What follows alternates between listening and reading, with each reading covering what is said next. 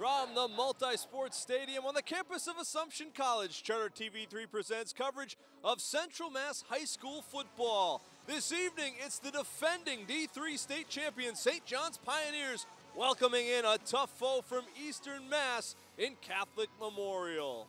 And hello, everybody. Good evening. Andy Lacombe alongside Kevin Shea. Kev, this is a game where St. John's has a lot of new faces that'll be playing big roles from a team that a year ago won a state championship. And they have a state championship coach on the other side, starting out, perhaps, with this new team in Catholic Memorial. Yeah, it's incredible. John Dibiase had a perfect season last year with Everett, his 12th Super Bowl with Everett. But John Andreoli and St. John's, 15 guys in that offense and defensive starting lineup will be making their first varsity start. So the first couple hits, the first couple series will tell a lot. Once they get their legs under them, I think they're going to be fine, but they just need to get some confidence. And again, a lot of it falls on that leadership from this senior class, and the coaches love the way these seniors have led St. John's so far in the preseason. Good measuring stick game. A lot of eyes will be on the Pioneers in Central Mass this evening. We're back with the opening kickoff right after this. With my Bay State Savings Bank mobile app, I don't need to drive to a local branch to deposit my money. I can deposit a check just by taking a picture on my phone. Anywhere, anytime. Done. I just saved on gas and saved myself some time. It's a win for everybody. For everybody? For everybody. For everybody? For everybody. For everybody. I know. Bay State Savings Bank is proud to sponsor the Friday Night Football Frenzy. Bay State Savings Bank. We take banking personally.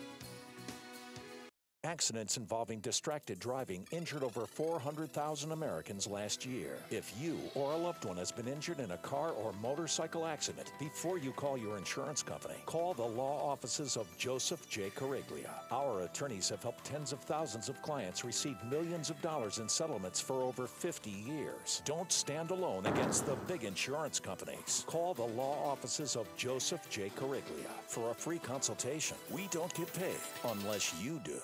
Hi, I'm Mike Demers, General Sales Manager here at Bertera Nissan in Auburn.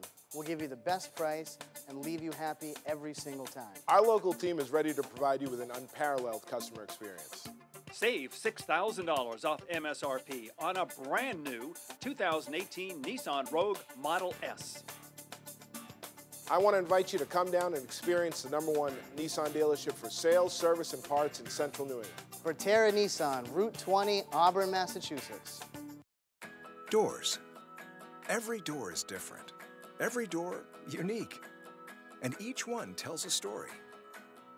Open a door at Unibank and you'll find a unique place. A bank where we listen to you and find answers. All to help you write your unique success story. Welcome to the new Unibank. Please, after you. Unibank. Bank different. Bank unique. Member FDIC. Member DIF. Equal housing lender. All right, welcome back. The campus of Assumption College, the site of the final first week game in Central Massachusetts. St. John's won the toss and they will receive. Here's the series history since 2011. St. John's leads the series 4-3, and they won the game handily a season ago. Now, Catholic Memorial finished last year 6-5. They were in the finals of the South Sectional in Division II.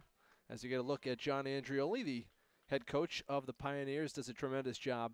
His entire staff does. It's really run like a college program when you go to a St. John's practice. And John Andreoli, a state champion now as well. That was a big deal for him and his coaches and his team for all the work and effort they put in over the years to get that state championship. And you see they still display it there on some of the jackets there. There's John Dibiase. He was undefeated as a head coach last year with Everett and a state champion. And as Kevin mentioned, a multi-time Super Bowl champion with Everett. Now he's at Catholic Memorial. He started his career as a coach in a small Catholic school, and he hopes to end it at Catholic Memorial. And he is the second all-time active wins leader in Massachusetts high school football.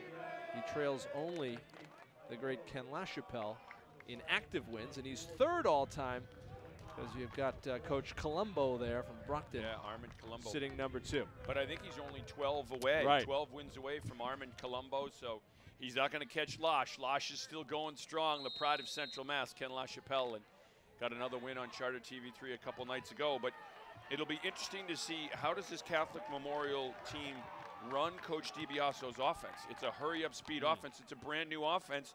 They've only had 2 weeks of preseason. Theoretically. Right. Our first look at Amon Dennis, who is back deep to receive a talent, and that is an understatement. And he is set to receive the kick. And it'll actually be taken by an up-back Colin Diso at the 15, flips it back to Dennis.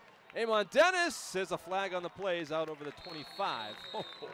Tackled there and brought down on the play by Jamal Griffin. The acceleration by Amon Dennis is unbelievable. You heard the crowd go, whoa, how quickly he accelerates. He's 0 to 60 in 2 steps. Yes, sir. Blocking the back. On the return team. 10 yards to the spot of the infraction. First down. Not surprisingly, Freddie King is our official, as he is on all Charter TV3 high school sports contests. Contractually obligated. Colin Schofield is the quarterback of the St. John's Pioneers. He is a junior, and this is his first start in the red. Diso's with him in the backfield. Shotgun set, 4 receivers. Firing on first down, looking for Jay Brunel, and incomplete. Brunel guarded on the play by Kari Johnson. Brunel, one of those talented receivers for the Pioneers, and he's just a junior. Yeah, Kyrie Johnson is one of the Division I prospects for Catholic Memorial. He's got a lot of D1 offers. 4 receivers set for Schofield. And this time, the give is to Diso. Right back up the middle, and there's not a lot of room there. He stopped right back at the line of scrimmage. And right in the middle of that defensive scrum, Zach Mitchell and company. And Johnson also finds his way. It'll be interesting to see some of these matchups. Hunter Tully's another great defensive back. Third down and looking for Brunel, incomplete.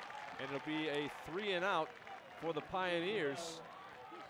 Defensively, Catholic Memorial has a sophomore in the middle of their defense in Owen McGowan. They look pretty good on the pass coverage first couple of plays now.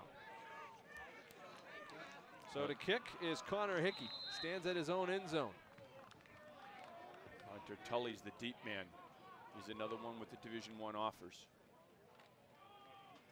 And just does get it away is Hickey, but it is off the side of his foot, and it'll go out of bounds inside the Pioneer 20.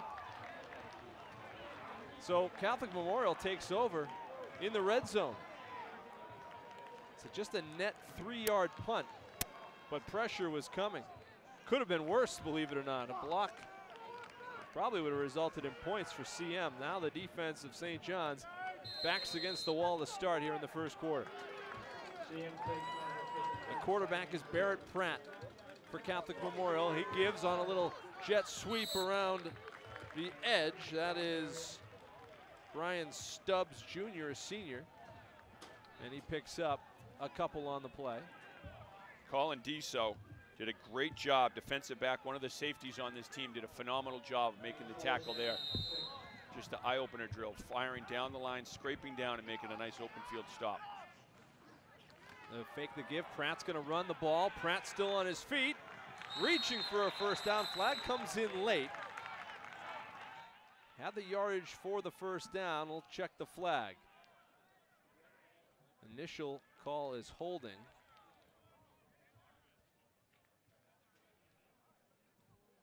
Pratt's just a junior. You have 2 offenses that kind of mirror each other in that they're hurry up, spread, a lot of different options out of it. Here's Fred King. He's going to sort it out, but going against Catholic Memorial. On the offense. 10 yards from the end of the run. Repeat the down. 2nd and 8, 2nd and 9 right now. This St. John's defense, a couple guys started last year, but not many. Really 2. Yeah. You have Dennis and Brunel will sometimes see some snaps in there defensively, but really 2 of the guys. So it's a lot of new guys seeing their first taste of live action. Oof. And it swings it out to Johnson. He's close to first down yardage. One of those returning starters is Dom Imperato, and he put the wood to the quarterback. Might have got away with it, as it was a hair late. Just shy of first down yardage on the completion to Johnson. It's 3rd and short. That's 1980s football, letting that go. And there's the give. It is to Griffin. Griffin springs free and reaches for the end zone. And he's in for a touchdown. That's Jamal Griffin, the featured tailback, going in. And Catholic Memorial, the Knights, are on the board first. Well, this is a great second effort by Griffin. St. John's had him hit. They had him wrapped up, and he just ran through the tackles. On to attempt the extra point. Tom Leonard, he's a sophomore. Leonard out of the hold of Tom Fisher. Going to move that line around a little bit.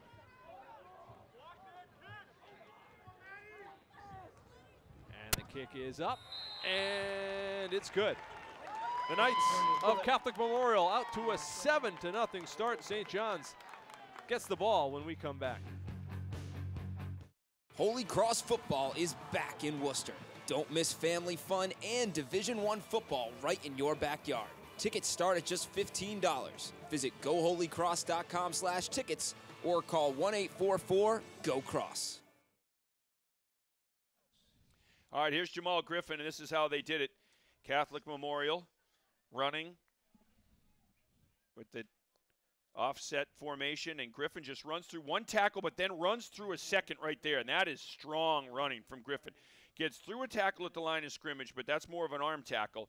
And the second tackle, St. John's was bringing it here, maybe a little high, and Griffin just ran straight through it, reaches for the end zone. That's a strong, strong runner. 3-play drive, took 18 yards in only 43 seconds, and Catholic Memorial gets the first points of the game. Matt Sokol on to kick off for Catholic Memorial. The up back, Jones, Armani Jones over the 30. Pretty good return for the Pioneers. Will have decent starting field position here on their second offensive possession. A return of 18 for the senior. Well, what you find, too, going back just to the defense is it looks easy to tackle people. It is not. I mean, you have to bring it. You have to keep your legs driving. You have to wrap up. Not as easy as it looks. And you're being taught different tackling techniques, it seems like, point. a lot now. So for safety reasons, Schofield going downfield, has a man! And off the hands. He was looking for Demers, Austin Demers out there. And a pretty good ball from Schofield. A guy that, his head coach, John Andreoli, said spent some time in the summer working with last year's starter, Steve Buchalia, who's now a member of the Assumption College football team. How's that arm? Wow. Schofield, first of all, it's a great read. He finds the open receiver, and a great read pre-snap and post-snap. But that arm, he just flung it. Schofield takes the heat, and he's going down. The sack on the play as Catholic Memorial brought it right up the middle. And it was led by Dennis Duffy. A loss of 8 on the play. Gowan was in on it as well, but there's Duffy, 59, a senior. 6 foot, 220. Nothing Schofield can do here. It's a jailbreak. Nothing but white jerseys just coming straight at him. He did the smart thing, and that is just secure the football. 3rd and long. Schofield to throw. Over the middle, Dennis! It's up and off and intercepted. Tipped off of Dennis's hands and intercepted by Zach Mitchell. And a turnover gives it back to Catholic Memorial. This is a tough start for St. John's. This is not what they wanted. With a young team, you want to get some confidence. One thing I'll say, Schofield has been on the money. Those are 2 great throws in this drive. His receivers not able to hang on to him, but that's a hard catch to make because it's up over your head and a little bit back. So Dennis would have had to make a real good catch, but you're talking about a kid who is, being recruited by Michigan, Mississippi State, everyone else. So it's just they needed that one. St. John's has the football, so was an infraction on the play that we did not spot. St. John's gets it at the 35-yard line. Pitch it out, fumble, it's loose. Dennis recovered it.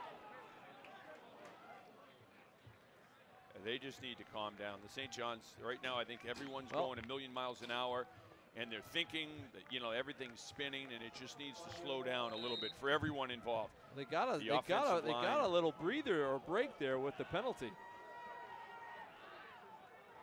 Catholic Memorial showing blitz. They're coming. Oh, boy. Well, that's going right back to Catholic Memorial. They snap high and recovered by the Knights. Recovered on the play by Quincy Utse. This is a young Catholic Memorial team. Some sophomores, and he's one of them, coming up with the football. And CM gets the ball back, this time officially. They sent 7 guys right there. It's an aggressive defense that Catholic Memorial employs, and they're coming for you. And it's, you know, it's one of those things that, again, the offensive line and the centers and everyone just needs to take a couple deep breaths and relax and kind of. This is when you reflect back. Hey, we already scrimmaged Brockton. We scrimmaged good teams. Let's relax. We know we can block. We know we can tackle. Back to fundamentals. Fakes the give, and Pratt throwing downfield has a man, and it's off the hands of the receiver, Daniel Lopes. St. John's needs someone to step up here and make a big play on this defensive series. They need to hold CM without points here, or at least to a field goal. Pratt, a junior, and he's been tasked with really running this high-octane offense. New to CM, not new to their head coach, John Dibiase. The give is to Griffin. Griffin's got room on the outside, runs in to some Pioneers, but picked up pretty good yardage, just shy of the 20, 21-yard line. Bring up a third and manageable situation for the Knights. You got 5 yards after contact right there. And that's what this is. This is guys that right now are breathing a little heavy because the adrenaline's going so much. And everything's happening so fast that guys are really breathing heavy right now. And you kind of start to get away from what you were taught and away from what you did in the preseason. Barrett Pratt alone in the backfield. 5 receivers set. Hits a man on the outside. That's Johnson. Johnson did not get the first down. He to be stopped just shy. Cole Jets, the nice tackle. See him bringing in some new personnel on the line here. Going heavy on 4th and short. Looks like double wing set up here, and they go right to Owen McGowan, the middle linebacker, and he has pushed the pile for first down yardage. Yeah, it's just power football. And they can run multiple sets. And that was the double wing formation. Yeah, there's McGowan, 42. He's the middle linebacker, a sophomore. They trust him with that defense, and now he's in the backfield. Double wing. Spread high octane to double wing. Pitch out and a double handoff. Comes back the other way. Diamond Parado got the first hit, and St. John's blows it up at the point of attack. Great team defense right there. You had 4 or 5 guys making the tackle. That's what St. John's has to do, is they need to gang tackle these Central Catholic Memorial runners. Not going to be one guy making the tackle. He slips through one, but then there's 6 hats right there to the football. Everyone flying, team defense. That's great defense right there, and that's what's going to get St. John's back. That's what's going to get their defense, get a little emotion, a little momentum on their side. Nice job by Liam Downing in the center of that St. John's defense, a 6'3" senior. 2nd and 12 coming for Catholic Memorial. Pratt looking to throw. Tucks it after some pressure. Finds a little bit of room, and he is wrestled down by Joe Katinas. Good tackle by Katinas in the open field, wrapping up. Because the quarterback's surprisingly strong, too, a strong runner. We've got a timeout on the field. We'll take it with him. Bison Pride is the feeling that you get when you're with all of your Nichols friends and you're rooting for your team and your school and your community. Even though we are a smaller school, you feel the big school vibe here. Welcome back. Catholic Memorial, timeout on the field. They are on the move again after a turnover. And They have a 7-0 lead at this point. Central Mass High School football on Charter TV3 is presented by the law offices of Joseph J. Cariglia and by Bay State Savings Bank. Well, there's the St. John's defense, and I think this is, for them, this is an opportune time, this timeout, but just for the coaches to talk to them, and they're just going to reassure them, listen, this is no different than what we worked on all preseason. You guys can tackle. We worked on it. You guys went up against Brockton. We had good, tough scrimmages. We had great inter-squad scrimmages, and it's no different than going against the guys that they went against last year and that great St. John's team from a year ago. It's just realizing, let's slow things down, let's take a breath, and just read. It's still football. Read your keys. Sometimes things get going really quick, and momentum goes quick, and when you're playing a hurry-up offense, things can kind of spiral quickly, and then guys just start, they just kind of lose focus a little bit. That's a good timeout. 3rd and 8 coming for Catholic Memorial. Shotgun set with Barrett Pratt. Back there with McGowan, the tailback in this situation, and the whistles blow. It'll be a timeout, this time from St. John's.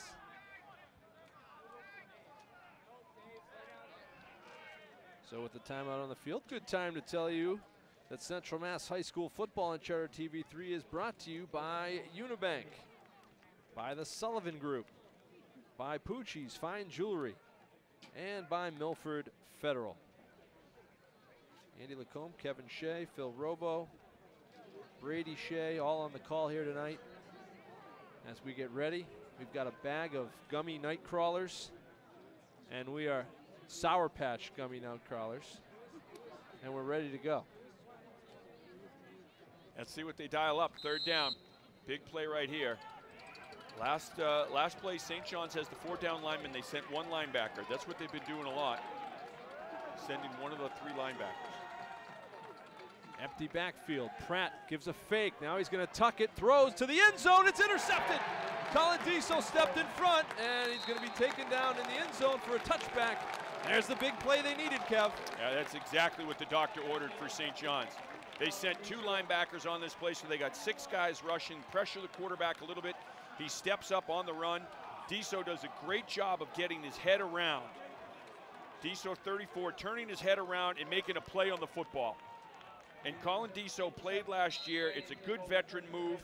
He knows he's got the back of the end zone almost as a 12th man out there, so he can turn his head around halfway in. You can see Diesel right there, turns his head around, finds the ball, picks it off. Great play by the defense. St. John's wasting little time, hitting Shea Gallo. Gallo has a 1st down and more out over the 30 to the 35-yard line. And now the Pioneers with some tempo, getting right back up on the line of scrimmage. Yeah, that just permeates through the whole team. One big play like that. 1st and 10, Schofield. He was working on the shotgun exchanges with his center in the defensive portion there. And there's a attempt out and incomplete. Intended for Austin Demers. Oh, that would have been a big play.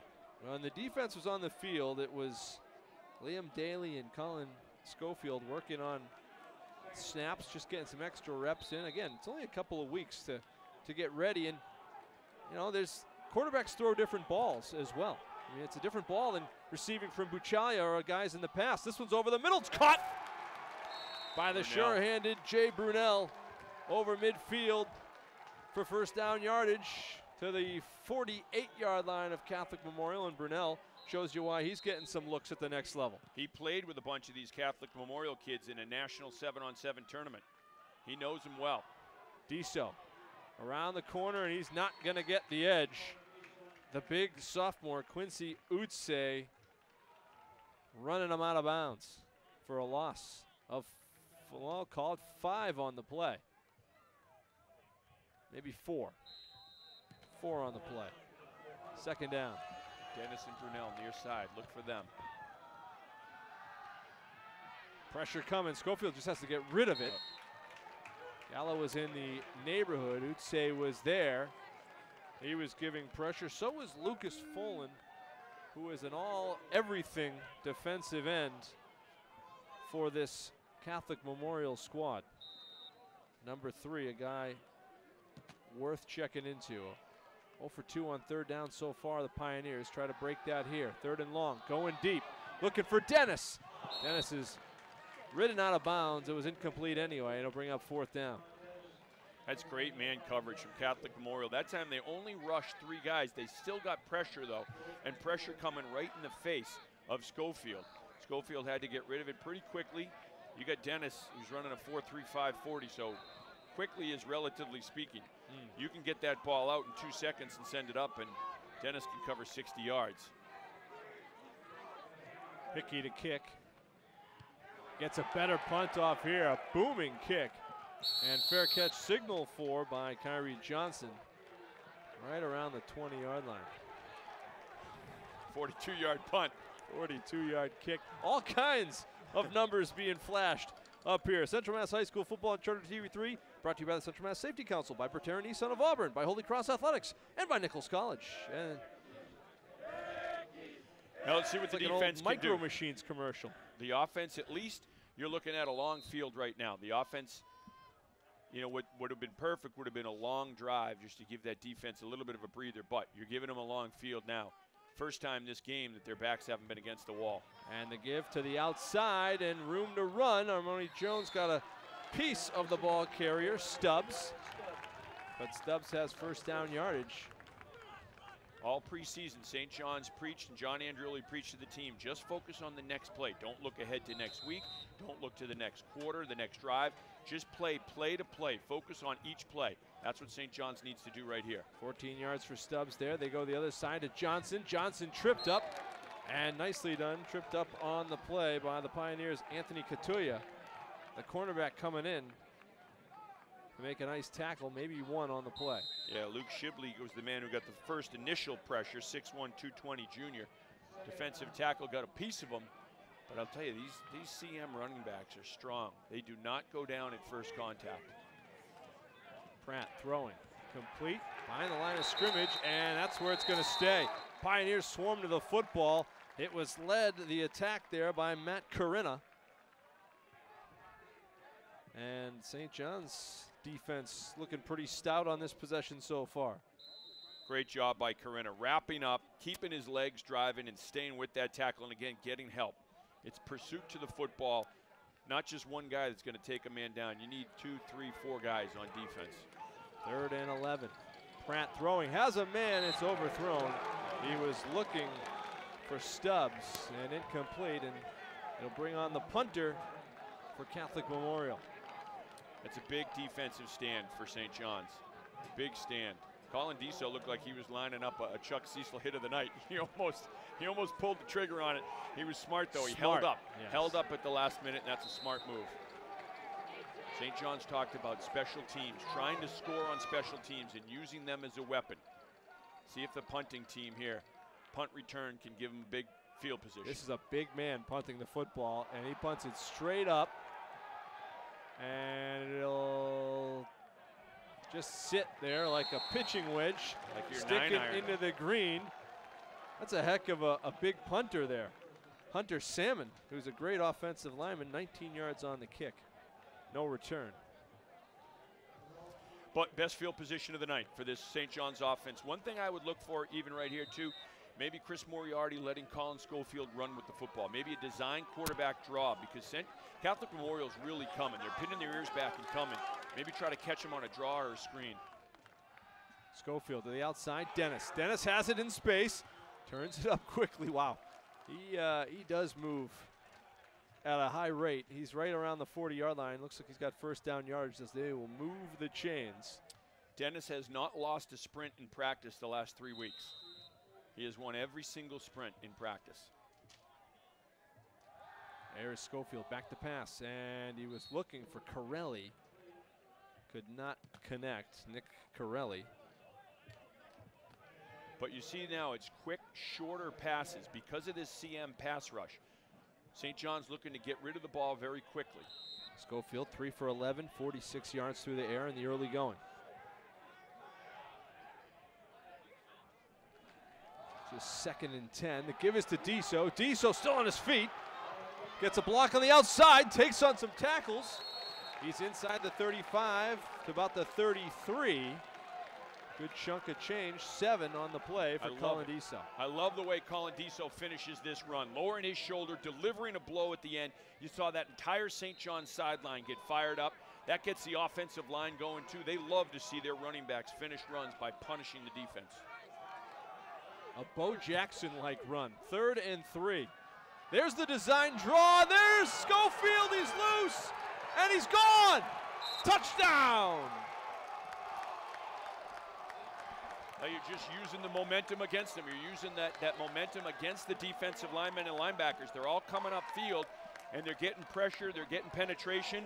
Schofield's such a great athlete. Boom, great call by Chris Moriarty. Shot right through there.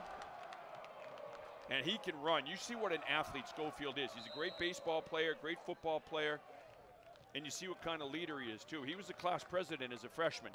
These guys love him. The extra point is drilled through for the Pioneers.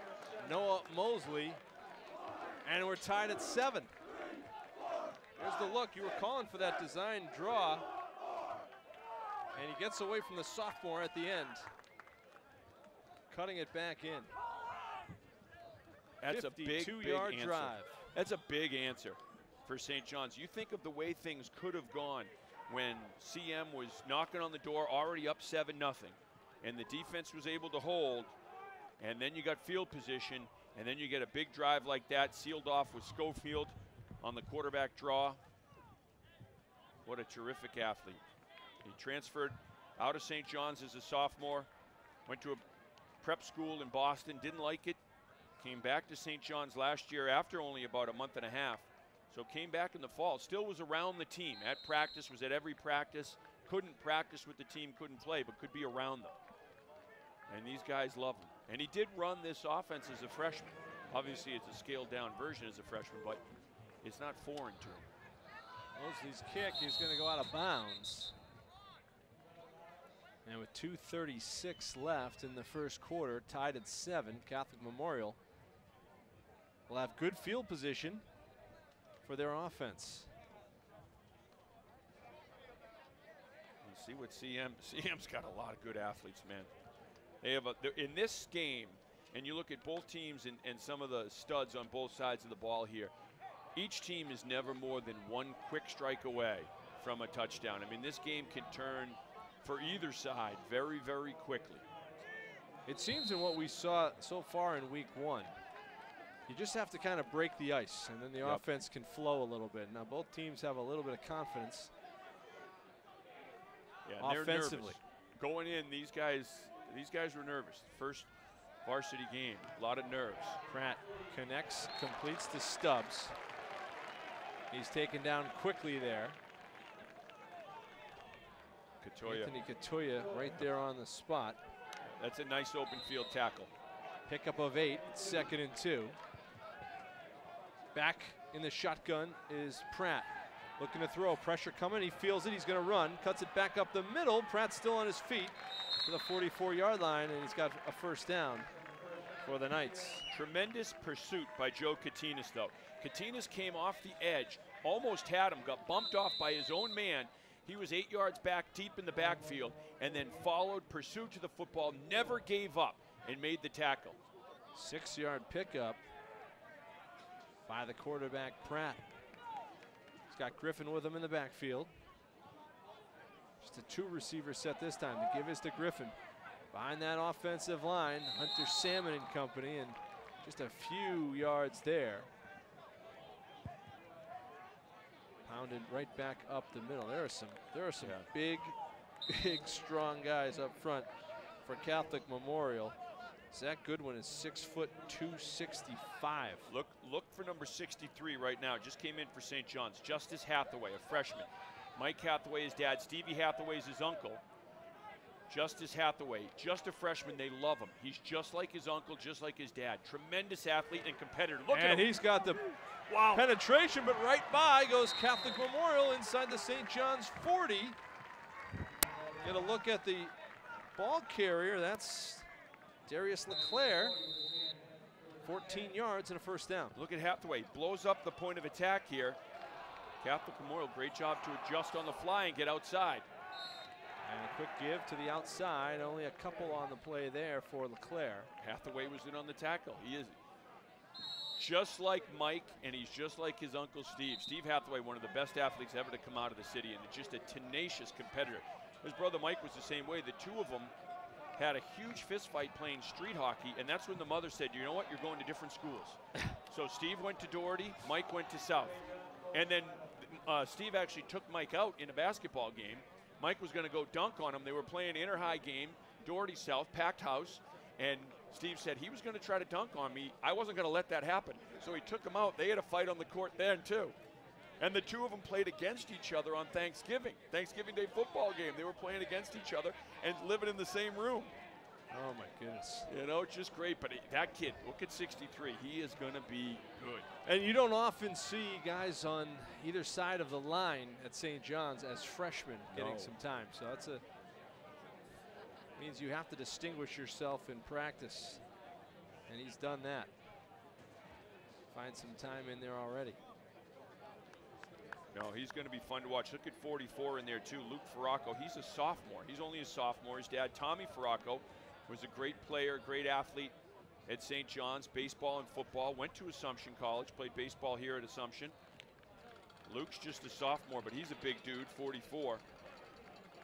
They like what he brings to the table. He's a thumper.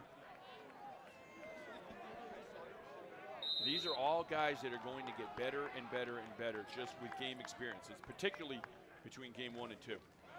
2nd and 8, Pratt to throw, looking downfield and shooting it over the head of the intended receiver, Danny Lopes. St. John's running guys in and out, which is good to give the guys a breather and a blow, especially early in the game, just because that adrenaline's going. You burn so much energy, just nervous energy. It just takes a little while too. Your legs feel like you're running in quicksand. 3rd down. This is actually a reverse pass, double pass. A man is open. It's Lopes. He's gone for the touchdown. Little chicanery. Right when Catholic Memorial scores. You knew it. Yeah. Right when he threw it backwards, you knew it was coming. Double pass.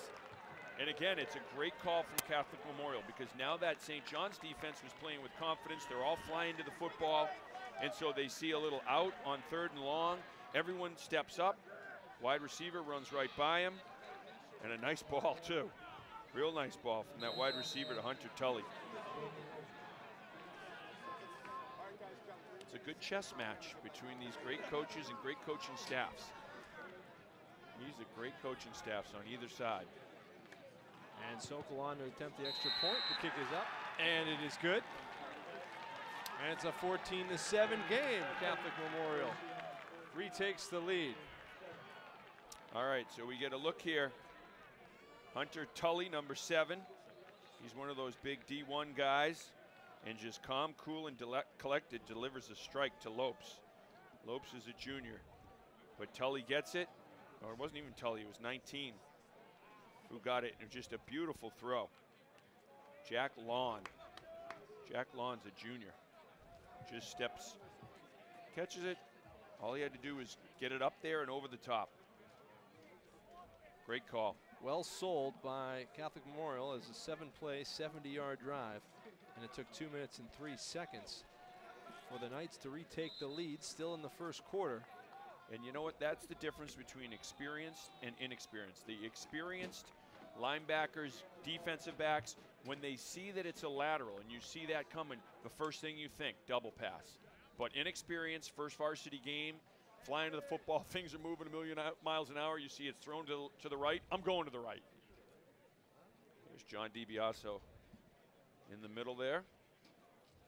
Yeah, this is not a TV timeout, folks. This is just another timeout here in this game.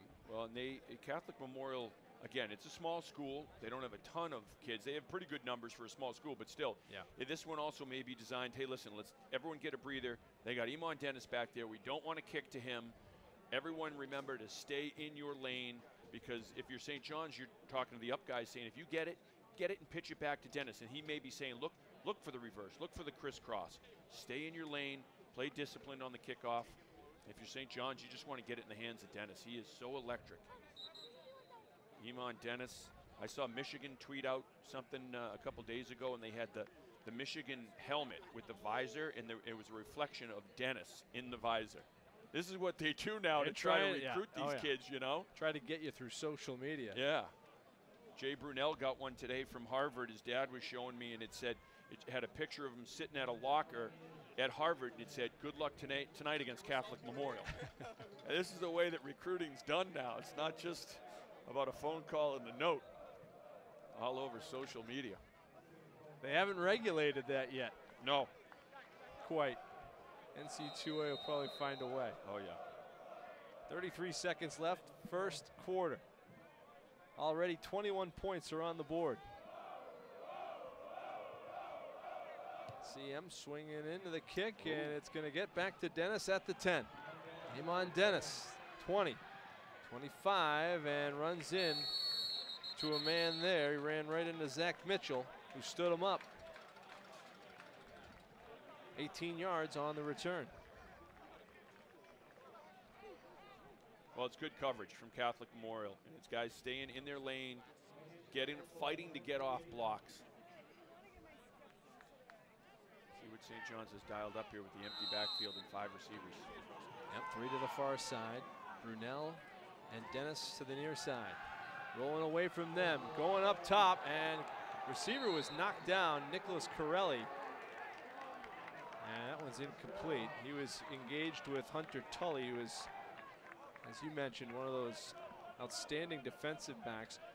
The defensive backfield for Catholic Memorial described as one of the better ones in the state, with Johnson and Tully back there.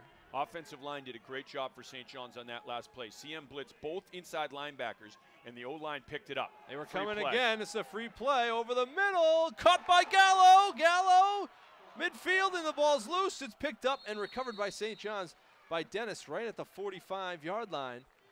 Pioneers will have a first down and presumably decline the offsides call. One of our favorite players, Shea Gallo. 26 yards for Shea Gallo.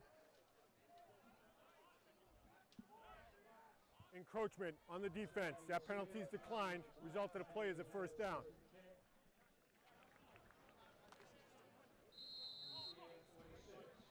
First and 10 at the 46-yard line after the throw and catch to Gallo and the recovery by Dennis. Dennis is not in the game at the moment. Schofield throwing, looking for Brunel. He knocked it down, and it was incomplete, and then he took a hit to the head and is going to get a 15-yard penalty for it, or for St. John's. They're going to get some yardage out of it, but he reaches his hand out and actually knocks it away from a defender. Yeah, it was a good play by Brunel just to knock it down, because you're right, it would have been an interception. It's a dead ball, personal foul on a defense. Unprotected player. 15-yard penalty from the previous spot, first down. Good job, Huckleberry. Freddie King's the best. He is the best. He's authoritative. He's not going to take anything from either side. He's got nicknames for the crew on his team. His guys, too. I love it. And, you know, in this day and age, that penalty is always going to get flagged. Yep. You got Brunel here in man coverage on the outside. He does have a height advantage in this matchup. Against Kyrie Johnson's 5'11". Johnson's awesome, but he's 5'11". Brunel's 6'2".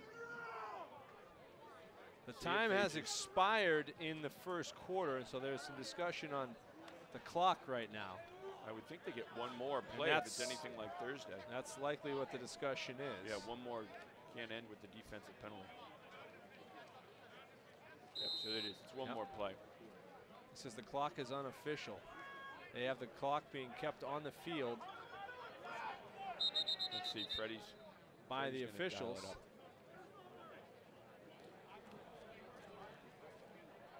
to give him one more play here. Regardless, let's see what they do. Oh no, Chris Moriarty says that's the quarter.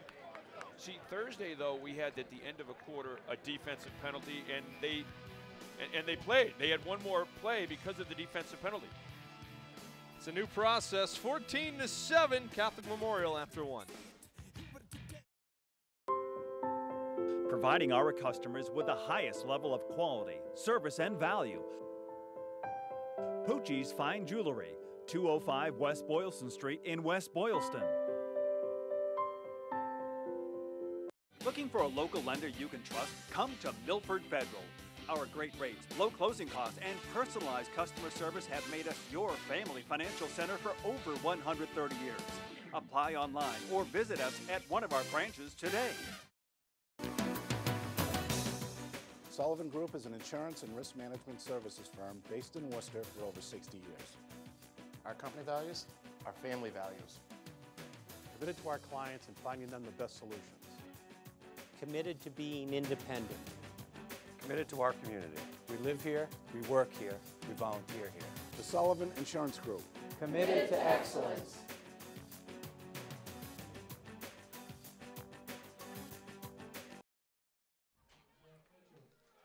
All right, welcome back. While we were away here during the break, St. John's nearly had one intercepted.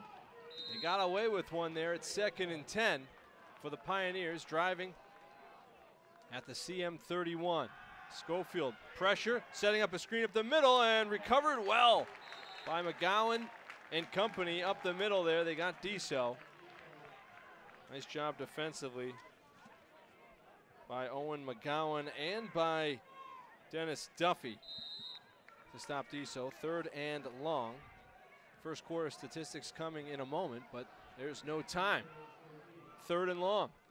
Schofield to throw. Steps into one. Has a man. Gallo almost made a one-handed catch. It's incomplete. And it'll be 4th down coming. See what the Pioneers do in CM territory. That one almost Odell Beckham-like catch. I do like those, the call of the seam route or the skinny post, especially against a blitzing defense, because you don't have a lot of time to get rid of the football. And when you got man coverage, it's a more of a high percentage pass. All right, let's take a break.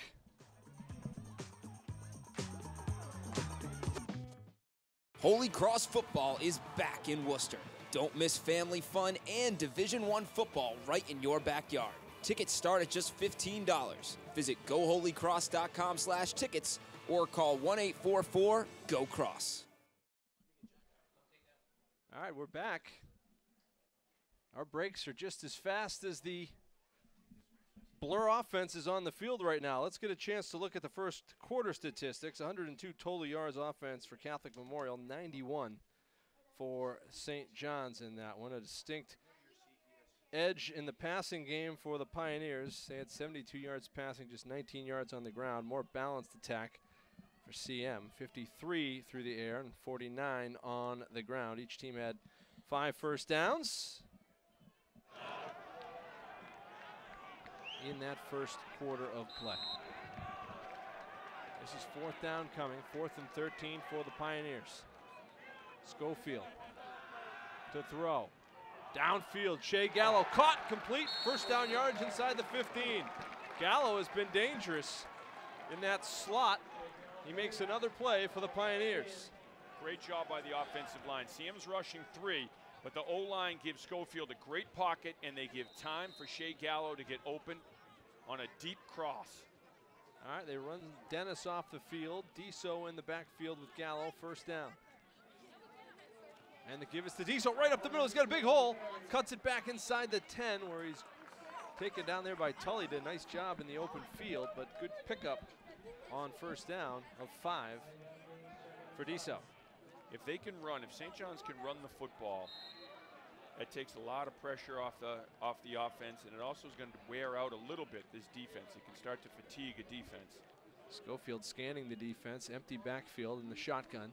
CM showing blitz, they're bringing it. And a quick throw, it's intercepted. It's the sophomore McGowan, he stepped in front. A big pick by the sophomore, and he returned it for about 3 yards and before tumbling to the ground. They love this kid, and there's a good reason why they love McGowan. They were talking about 42 before the game, that he's an absolute stud, and he just reads the play here very, very well. They were trying to, and I think anticipating that rush coming, and it did. But McGowan, look at that, just a sophomore. He hid, He hid behind the rush, and then he slipped out to the flat. He had the running back. It's a great play.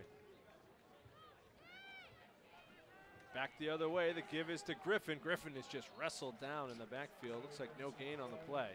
Pioneers had good penetration.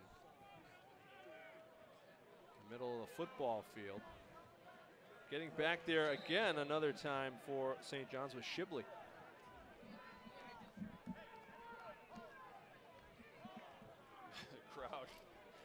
The crowd is. They're getting a little chippy. They're just yelling. They're unruly. Getting a little chippy. But if you notice now, because St. John's has held a little bit now, the offense kind of slowing down a little bit, particularly close to their own end zone. Throwing is Pratt, and he in and out of the hands of his receiver. What a play. What a play by the tackle, Gerard McDermott. They list him as a center, but he picked up the blitz that was coming off the edge. The outside linebacker was blitzing for St. John's. Looked like he had a clear path to the quarterback, and McDermott just picked him off and allowed that pass to be delivered. 3rd and 10. Pratt to throw. Pressure coming up the middle. He's going down. Shibley got him first. And then some help to finish him off, but Shibley and Downing combine on the sack. 6'1", 220-pound junior Shibley, 67, just a straight bull rush. He just beats his man on a straight bull rush, collapses the pocket straight ahead from the inside out. All right, loss this of is the way 7 to do it. on the play. Right there, just a good, the Tasmanian Devil. Just as Howie Long used to do that. They used to call him the Tasmanian Devil when he got to the Raiders because he had no moves. He would just go, they called him the caveman because he would just do a straight bull rush. The big fella kicking out of his own end zone, takes a CM bounce. And Jamal Griffin makes a great play on the return, quickly taking down the return man, Jeffs. You know what, though? Great job by Jeffs just to get the football, because if he doesn't catch this, it's going to roll another 10 to 20 yards with the momentum that it had. So he did a great job just to field it cleanly. And St. John's has got better field position because of this. 36 yards on the kick.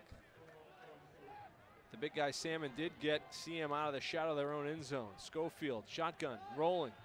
Pressure coming, firing, and could not get it to Brunel. Brunel wearing number 1 this year, so he won the off-season preseason award. They gave one award to someone for the off-season preseason, whoever was their MVP of the off-season, the preseason. They got to pick their number. Only one on the team that got to pick their number. So he gets to pick, he picks number 1. Because he told his dad 84 was an 80s wide receiver number. Wow. Well, Schofield just wings this one. Gallo, closest man to it, incomplete. Well, one was Keyshawn Johnson, I think, at USC. It might, yeah. Something because like his dad that. said, There you know, that hey, was 84. early 2000s. He goes, 84 is a great wide receiver number. Yeah. He's like Lynn Swan Ward. I think Swanee wore Randy 88, but still, Randy he told his Moss. son that. 84 is great. He goes, nah, Dad, that's an 80s number. That's I want number 1. Randy Moss. Mark Duper, I think, was 84 in the 80s.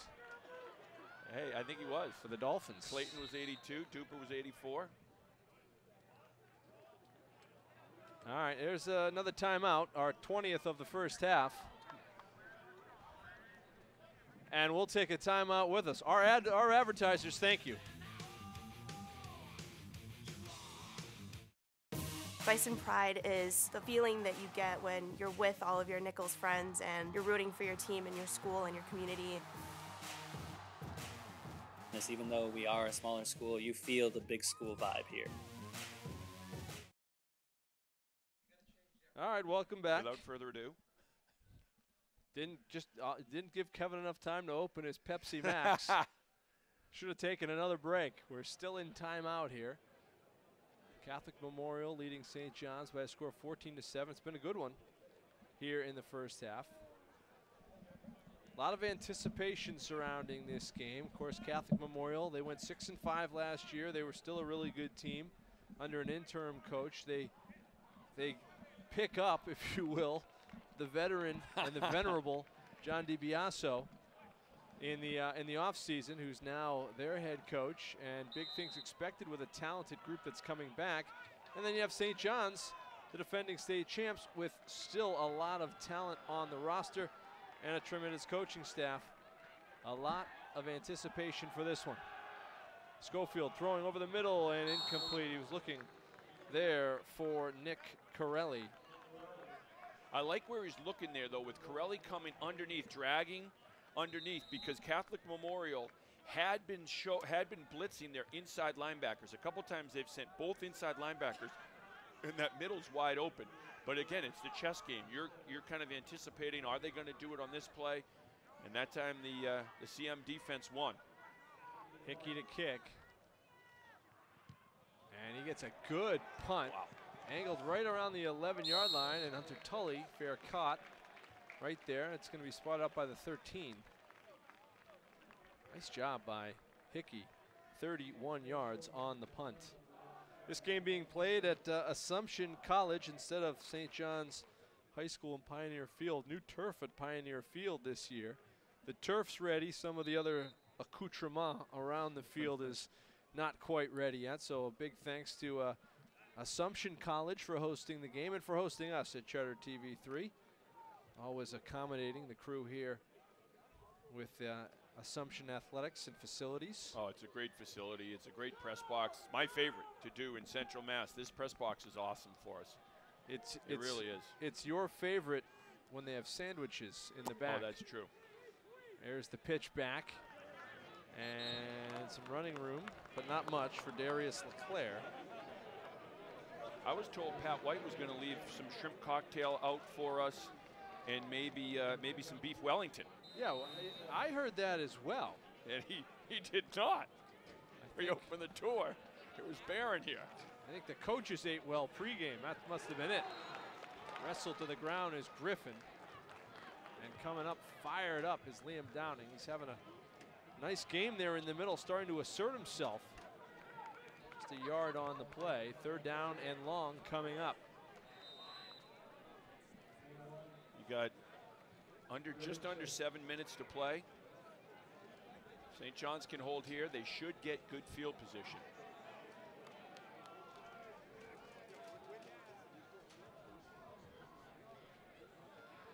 Let's see what they do. Four down linemen for St. John's. Barrett Pratt, 6 foot, 190. Junior signal caller with Griffin in the backfield. 4 receiver set. Pratt stepping into one. Whistling one, caught, complete.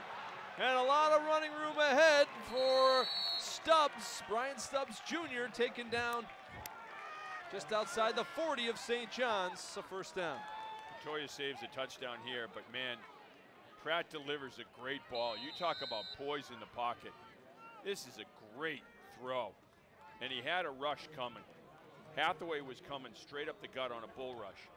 Pratt steps right into it and delivers a strike. Fearless in the pocket. And Pratt has the shotgun look again. Fakes the give. Now he's going to throw again. Loading up for Tully. Katoya in coverage, and that one incomplete. Let's see. See, now Iman Dennis comes back in there. So now you get your speed guy back at safety. And I would look for him to just play center field. He'd be in his zone. Let him stay back there where they're running these skinny seam routes and see if he can't jump one of these routes. Good time to run the football here perhaps for CM as well. Shotgun. And it's the quarterback trying to keep it, and St. John's was ready for it. Faracco right up the middle. And he's just a sophomore, right? Yeah, he is. He's only a sophomore. Finding his way in there in the middle of the defense. Look, he's got a do-rag coming out there. He's on the all-look team, too. I think he can hit a baseball a country mile, too. I remember when he was just a little leaguer. But he's a strong kid. Heck of a and play his up the dad middle. is strong as an ox. Can't believe he gets away with the do-rag at St. John's. It's like a Yankees player. A uniform violation. With a beard. There's a quick hitter outside to Griffin. Griffin steps inside, picking up some yards, still on his feet, and finally wrestled to the ground inside the 35. He made something out of nearly nothing. Yards after contact. That's what it's about on this play. Yards after contact. Griffin, you'll see when he gets hit, gets out there quickly, Pratt delivers the strike. The first hit is an arm tackle. He goes right through that, goes through 2 more tackles, another arm tackle. He picked up a good 12 yards after contact. That's 4th and 3 coming up.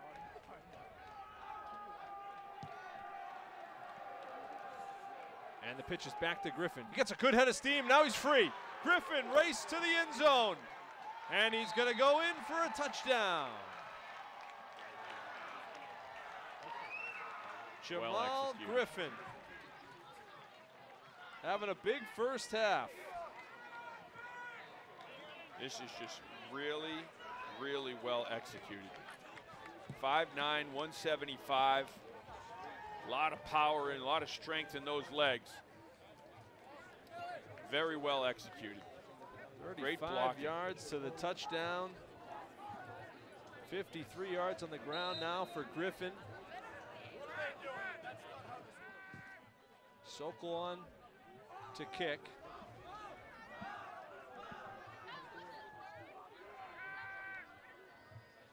High snap. Kick is off the upright and no good. So 20-7 the score. After an 87-yard scoring drive for Catholic Memorial, took 8 plays and a little over 3 minutes for that one. Here's Griffin right here, just blocking, runs through 2 tackles, and then he's gone. Look at, you got a big guy downfield. Yeah, on made a nice safety. block on Dennis. But they pull the backside guard. He gets a kick out. Oh, he's holding. Yeah. You see Dennis was getting held. Yeah. He had him by the arm. Watch if he can see number 5 for St. John's come in here. Watch, he grabs him right there. He's still got him. He's got him. Hey, he got away with one there. Just enough. Didn't look like a big block, and that's why. Yep, he just had him. Had the clamps on him. He was holding them back. I would do the same thing, so I can't fault the big fella, but CM gets Counts a break. if you don't get caught. Gets a break there. It's 20-7. And we'll see what St. John's does, see what kind of return. They've kind of gone to the middle so far with Dennis. See if they try to get a wall left or a wall right, either way, and try to get him down the sideline. So far, it's been a middle return. I'm surprised that he's had the opportunity to touch 2 kickoffs already. Yeah. Not sure I'd be even anywhere in his vicinity. They do what they do. This one a low kick. It is picked up, Armani Jones. And Jones out over the 30. 9 yards on the return.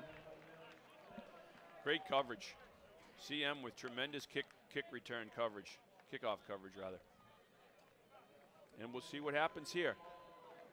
Yeah. Schofield, what's he going to see? What's he's going to dial up? They've had a couple times where they've had this defense beat on deep balls. They just have to hold on to it.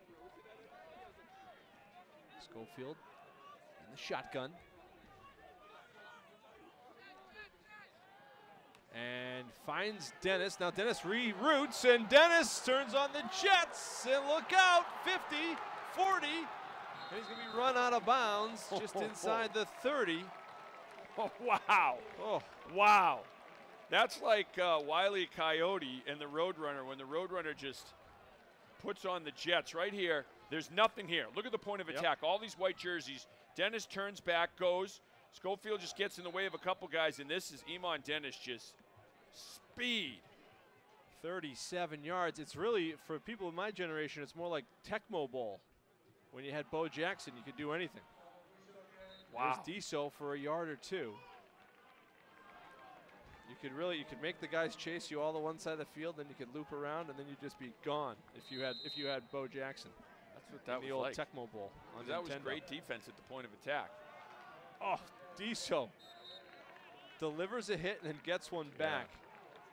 I love the way he's running, but he might have got the worst of that good one. pop from Devin Williams, a senior linebacker.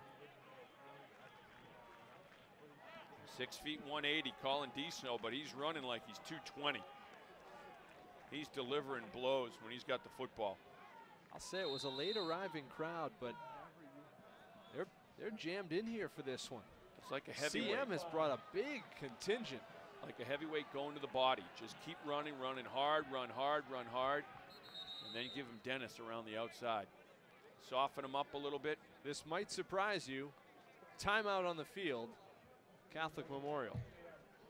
Teams are allotted 5 a half, and they don't get cheated. And so it's, you know, a little extra water. It's a cooler night for what we've seen in recent weeks. A much cooler night than we've seen in the last couple of weeks. These guys have been practicing in high heat. They've had heat conditions that have forced teams to go just to helmet and shoulder pads. Yeah, that was one of the challenges of preseason camp, was losing some days to heat index and then having to adjust. They're down. It is the keeper for Schofield. Schofield tucks it back. He's still on his feet. Gets creamed from behind, but has picked up first down yardage down to the 15-yard line. Great call from Chris Moriarty. Great execution from his quarterback, Schofield. Again, you're taking the strength of this Catholic Memorial defense and using it against them. They're able to get pressure, and you're using it against them and letting them come upfield and then running right by them. Hey, I know it's early, but they've got a good one there. A good signal caller at St. John's again. Surprise, surprise. Schofield's shown pretty well for himself so far. Throws to the end zone here. And good coverage all the way. He was looking for Brunel, and Johnson had him covered and had good position on the inside. That's great defense from Johnson. Johnson is he's a physical cornerback too, so he jams him at the line of scrimmage and then stays with him the whole way. That's great. Brunel looks like he had one of his hands there, so he couldn't get 2 hands on the football. This is a quick hitter to Gallo. Gallo cuts it inside the 10. It's dragged down short of first down yardage. I love this call. This is what I was talking about. They're sending those inside backers, and when you do, you have that great space open right in front. Gallo running just a little drag route. It's only about a 4 or 5 yard pass. 3rd and 4. Empty backfield, Schofield. Heat is coming. He just has to get rid of this one, as McGowan got to him, and Schofield just threw it away to avoid the sack. Good poise by Schofield to get rid of it. And they're going to bring the kicking team on here, down 20-7. They'll bring on the sophomore kicker, Noah Mosley, to try to attempt the kick. Let's see where they're going to spot the football right now. Yeah, here's Schofield and Brunel talking things over on the sideline. Good communication from your quarterback and your wide receiver. I like the way Schofield's Kev, they did throw a flag on the play for grounding. That penalty is a spot foul and a loss of down. So they lost 5 yards, or on the spot, just about. And now this will be a 35-yard kick in the center of the football field. See the leadership of Schofield talking over with his receivers. Diso the holder. It is down. The kick is trilled. And the kick is no good. Just missed. Plenty of leg from the young guy. Wow. This is a bomb of a kick. I mean, he doesn't even follow through with his leg. Yeah. That thing's good from 45, 50 if it's accurate, if it's right on. He just missed it. Just missed it wide to the right. That's a good effort. Yeah, it's like a little 3/4 chip shot swing, and he just drills it. Mosley's got quite, he has got quite They got a good one there. a leg. 2:32 left in the first half. Catholic Memorial takes over. Both teams have moved the football. St. John's got to hold here, though. 2:32 left. You're down by 2 touchdowns. You got to hold here. Under center is Pratt. Tight formation. Pratt kept the football. Great ball fake. He's to the outside. Katoya kind of bulldogs him to the out of bounds, but not after a first down run. Maybe 11 on the play. Great ball fake there by the quarterback. I bid on it. I looked at the running back going up the middle, and that defense kind of collapsed around.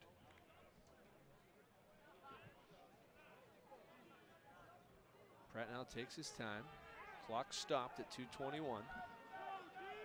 Gowan's back in there. He's almost in kind of like a H-back position with 2 receivers to the near side. And it looks like CM may have moved there.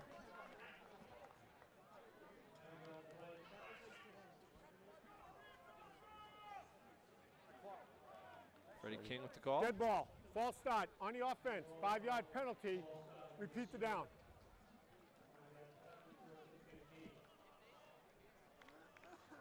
.220 to play. It took a second off the clock. You're looking at your outside linebackers, your cornerbacks, your safeties, particularly when the quarterback or one of these running backs goes around the outside, of wrapping up, making a strong tackle, which is a lot harder to do now with kind of the way you have to catch the ball carrier and wrap them up. They go right up the middle to McGowan. Had him spread out with receivers, and McGowan pounds it forward, gets the penalty yardage back, and then maybe a yard more for Owen McGowan.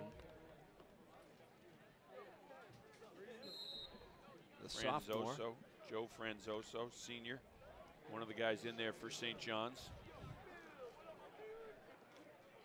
They like the leadership that this senior class has given during the preseason. And not just on the field. In class, in school. Johnny Andreoli talked about how his guys do it the right way. And help the young kids. Help the young freshmen, kids help learn. the sophomores. And this is LeClaire out. LeClaire still with an extra effort or two. Picks up a few more. He's out over the 35. Maybe 5 on the play. He's just a sophomore. This Catholic Memorial team is going to be good for a while. LeClaire bounces through one tackle, spins through another, picks up an extra 4 or 5 yards after contact. They got a player down on the far side, it looks like. It all adds up. Time stopped as one of the linemen is down. It's that big guy. Is that Goodwin, yeah, the junior. Big guy. 6 feet, 265. He pulls well, too. They've used him, and they've pulled him a lot out to lead plays.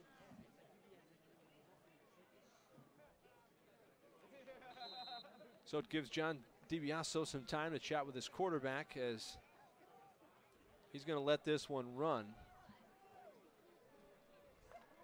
He's asking if they were going to wind the clock. Of course, his player was injured, and that's what stopped it.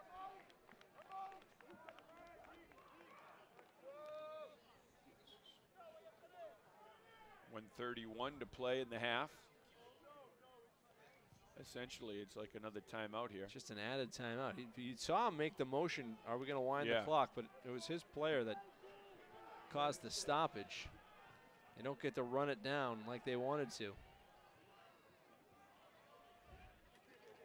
They give it to McGowan. McGowan pounding up the middle, and he's running into Pioneers all the way through. Among them, Franzoso. Good defense. Pioneers will call timeout. Yeah, it's good defense. Good job by the front 7 from St. John's. You're taking on a bull going downhill. You make a nice tackle, stand him up. St. John's stops the clock with 1:24 to play. Now kind of, again, trying to use their special teams to create a score. Use them as a weapon. Hunter Salmon is 6'4", 310 pounds. He's got to be the biggest punter in Massachusetts. I'd say it's got to have a pretty good lock on that. Yeah. One of the bigger and better linemen in the Catholic Conference. Swings his leg into this one, and it's a high kick. Almost hit a St. John's player, and the ball's loose. And wow. CM says they have it, and they do. It is recovered by Tom Fisher. Backup quarterback, the senior. The holder on kicks recovers. St. John's just trying to make a play here. Just did take the eyes off it just for a split second. Unfortunately, it's all it takes. You know, when we talk to John Andreoli, he talks a lot about focus. You know, throughout the conversation, there's always just focus, stay within the play, one play at a time. A lot of focus, that's what he means. He means just focus every single play on your job, your duty. It's a lot easier said than done, especially when you get guys under the bright lights and maybe don't have a ton of varsity experience. That's a big play in this game. Here's a flag. Yeah, they had an extra guy in the huddle for CM. It'll be 5 yards. Richie caught it there from his umpire's position. And it'll march CM back 5 yards. Well, you talked about St. John's defense needing to hold. They're going to have to do it one more time here. 5th penalty against CM, 35 Dead penalty ball. yards. Legal substitution on the offense. 5-yard penalty. First down. You would think now, at least conceivably, that there would be no timeouts left for either side. You would think. But we'll see. We almost need a timeout tracker. I mean, we have a lot of different know. things that we're trying to keep track of up here, and timeouts. We need a timeout. We need to hire just a timeout tracker. Yep. Here's Pratt looking to throw. Now he's going to keep it, go outside, and gets out of bounds just shy of the 30. Stops the clock. Katinas. Joe Katinas was the guy who ran him out of bounds from his linebacker position. Katinas is playing a good game, playing fast, pursuing to the football. A lot of pursuit from Katinas. I like the way he's played. There he is, a senior, one of the leaders on this team. Said he came to St. John's. He knew they were going to have the bullseye on their back. He said, everyone hates us, and I love that. That's why I love it here, and that's why I wanted to come here and play here. Shotgun for Pratt. Pratt looking to throw. That one's caught by Griffin. Franzoso hanging on to him. Katuya gives him the shot to get him out of bounds, but it's a first down inside the 20. Clock stops with a minute to play in the half. There's a lot of courage in this catch by Jamal Griffin because you're running into linebackers, and that ball just has got to feel like it's hanging in the air forever. Even though it's a quick strike, it's got to feel like it's hanging in the air forever because you're concentrated on the ball. Out of the corner of their eye, you're hearing, you're seeing those linebackers coming. That's a great job to hold on to that ball, and just a courageous catch. And Griffin's in the backfield now with Pratt. 4 receivers set.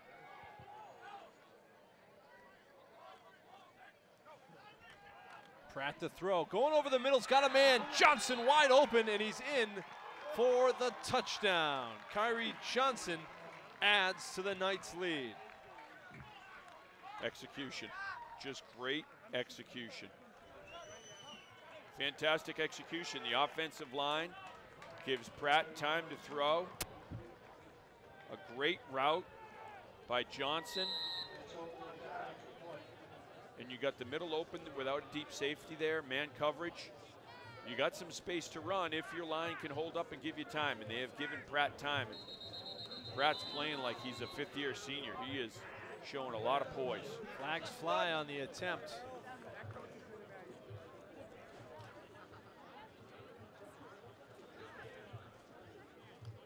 It's against Catholic Memorial. It's a 3-play, 31-yard scoring drive. Took just 16 seconds off the clock. And now on to attempt the extra point again is Matt Sokol.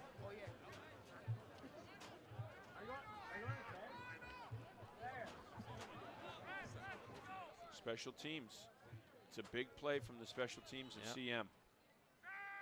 On the fumble on the punt, setting this one up. The kick is blocked by the Pioneers. The ball still loose and finally fallen on, but St. John's blocks the extra point, makes it 26-7. Here they're coming. Man coverage with the blitz. Pratt gets enough time, and he has that great poise to just read it, read the defense right away. He knows he was going to. He sees the heat coming. He knows just where he wants to go to. Johnson, little shake to the outside, cuts it back to the inside on the post.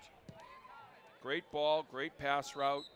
That's sure hands, and it's 6. That's what you're talking about. When the pressure is coming up the middle, you throw it right to that spot where some guys had vacated, and they had it drawn up well. Yeah. Well designed, well executed. 26-7. This Catholic Memorial team, there was a lot of talk in the preseason about the talent they had coming back, and then obviously the talented coaches that they have, but they've shown very well here in the early going. They went to the South Sectional Final last year with that 6-5 record, but they went to the finals of the South Section.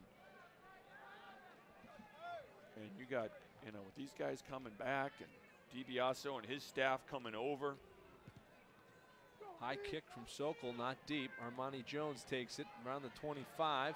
And Jones has some room to the inside, now the outside. Sokol to beat. He's around him. And just is tripped up by Griffin. Wow. All the way down to the CM 31-yard line. Oh, huge play. 43 yards on the return. This is a big play from a senior, Jones, stepping up. And this is one getting to the outside. I don't know that it was a wall right, but he just finds that seam and fires through it. Beautiful job by Jones. And now he's giving St. John's a shot to get points here at the end of the half. Now the senior Jones gives you some pause back there. Hey, you can kick away from Dennis, but you may have to deal with me.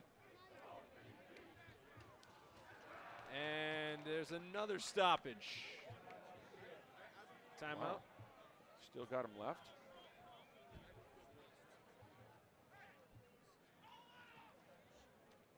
Well, it's just what St. John's needed to try to get some momentum going into the locker room at halftime. Get it all the way down to the CM 31, and with 46 seconds left on the clock, there's time to try to punch one in here.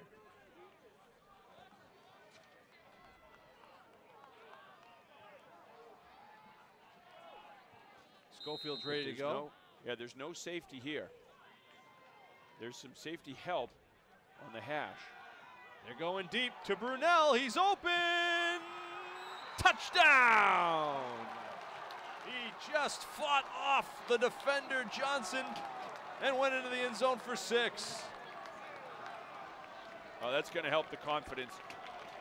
That's going to help the confidence of these two. Brunel was nervous coming in. He's one of these guys that is one of the few returning starters on this team. He started, but he was nervous coming into this game. A lot of butterflies because you're one of the returning starters. There's a little bit more pressure on you. You know, last year he didn't have the pressure on him. He had all those seniors and everything. It's a big play for this offense. And the kick is up. And no good on the extra point. So 26-13 Here it is again. Score. No safety help. So it's man coverage. Schofield sees that right away. He knows what he's going to do up top. Brunel gets a couple steps on the defender. Great concentration from Brunel to haul this in. He worked with this Exceed Sports there in Westboro. It's where he lifted and trained. They do a great job there. All those Central Mass guys that are playing in the NFL go to Exceed. That's where I think it helped his speed a lot, running a 4.5 40. So he's able to get beyond the cornerback here, and then it's just concentration to haul that in because the defensive back was closing on that ball when it was in the air. We give you a little, if someone was to get thrown around. Looks like someone's getting thrown out of the club. Our camera was just with a thrown GoPro. out. But that is great concentration. It's a great grab. Brunel, again, has already been offered by Harvard, by Yale. He's got some other big schools that have come calling as well now. How about this one, Kevin? The last 2:32, 4 changes of possession. Last 2 minutes and 32 seconds of this half. And 6 timeouts. Yeah. Well, this one is going to be kicked directly out of bounds. So great field position for CM. 40 seconds left. They've got a chance to add points. Man. At the end of this half. Freddie's getting a lot of airtime tonight. Yeah, Freddie didn't get enough the other night in Northbridge. This ball is going to be spotted, looks like. Now see if they put Dennis at the 30. I'm looking for Dennis as the high safety here. I do not see it. Nope. They got Jones in Dead there. ball. Kick out of bounds. Well, Dennis is Ball getting displaced worked at on the 30-yard near line, sideline. 1st and 10. Stretching out. Hey, Chad, the trainer. Chad does a great job. All right, very quick knee from CM for Pratt. May have to take one more. See, when did he spot the ball? Just No, now? I don't think he Yeah, does. they won't have to. Under See 20 what seconds Dibiase to does play. here. I think he's going to just let it go. Be more than happy to be going to the room up 26-13. And when I say room, it could be the far corner of the end zone in high school football. Well, John Dibiase's had a lot of success That is at the 3 different schools prior, mainly Everett. End of the first half. Off to a good start here with his CM era. 26-13. Knights over Pioneers. We're back with halftime statistics and more after this. With my Bay State Savings Bank mobile app, I don't need to drive to a local branch to deposit my money. I can deposit a check just by taking a picture on my phone. Anywhere, anytime. Done. I just saved on gas and saved myself some time. It's a win for everybody. For everybody? For everybody. For everybody? For everybody. For everybody. I know. Bay State Savings Bank is proud to sponsor the Friday Night Football Frenzy. Bay State Savings Bank. We take banking personally. I'm District Attorney Joe Worley, and I'm proud to partner with Charter Communications with our pledge to help raise awareness that bullying should not be tolerated. From local school students, here is our message. If you see someone getting bullied, stand up for them. You never know what a few words can do. We need to foster safe environments for students in their schools and their communities. Join the anti-bully crusade, take a stand to lend a hand, don't be a bully. Presented by the law offices of Joseph J. Corriglia. Bison Pride is the feeling that you get when you're with all of your Nichols friends and you're rooting for your team and your school and your community. Even though we are a smaller school, you feel the big school vibe here. All right, our first half featuring a lot of scoring and a lot going to Central Catholic Memorial, CM. Second and third efforts, and they're doing it on land and by air as well. But this is the great interception by Diso. Beautiful turnover. Yeah, you know, and the quarterback coming back with a touchdown run in Schofield. And St. John's, that's their touchdown, or one of them. Yeah. And little then the chicanery, finding a receiver deep in Lopes for a touchdown on the double pass. Both teams are very creative offensively. Had a little bit of everything there in that first half. Owen McGowan with a great interception, the sophomore linebacker for CM, and then Griffin, power running. Speed. Speed and strength. You see the balance and the strength that he has in his lower body. And I like what Pratt does. He's a very, very poised quarterback. And Schofield, the arm strength on this kid is amazing. He just flicks the ball. It's a real quick release, just a flick. I know you love Troy Aikman as the Cowboys growing up, but he has that Aikman release where he doesn't have to wind it up. It's not drawn out. It's just boom. He flicks it, and it is gone. I still love Troy Aikman. There's a look at the numbers. After the first half, you know, relatively even in terms of total yards, but the turnover is a big thing. And that last turnover for St. John's led the points. An earlier turnover led the points. 3-1 the turnover margin. Third down conversions have been, neither team's had a heck of a lot of success there, but Catholic Memorial the edge in overall yardage. And they got a good group here.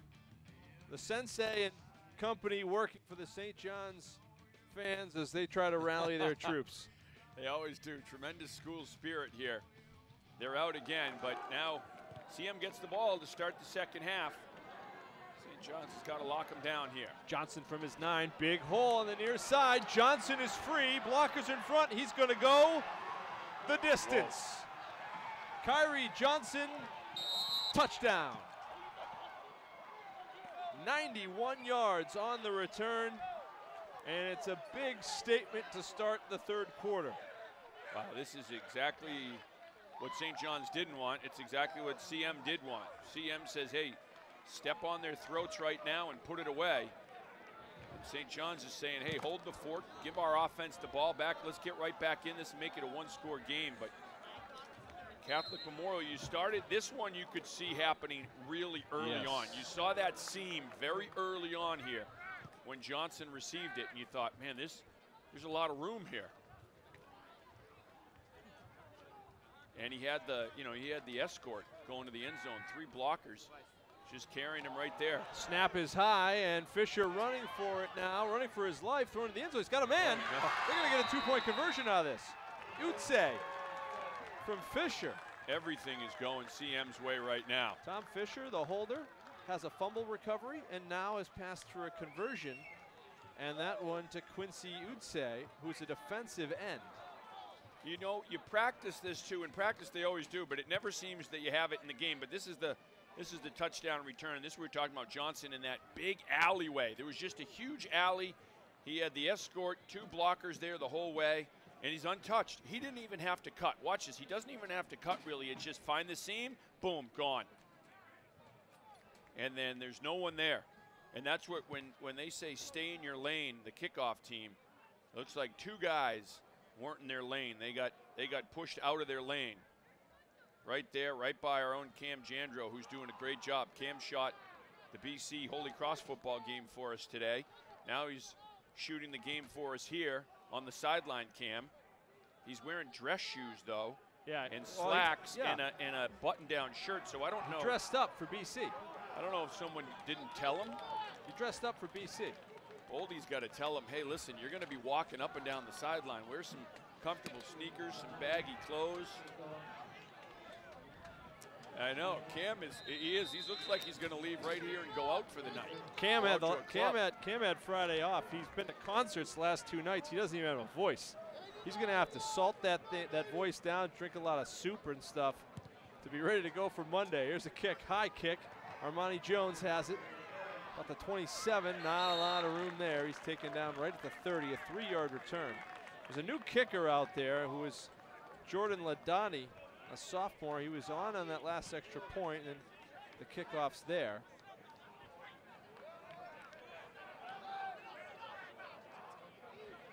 Yeah, how about that?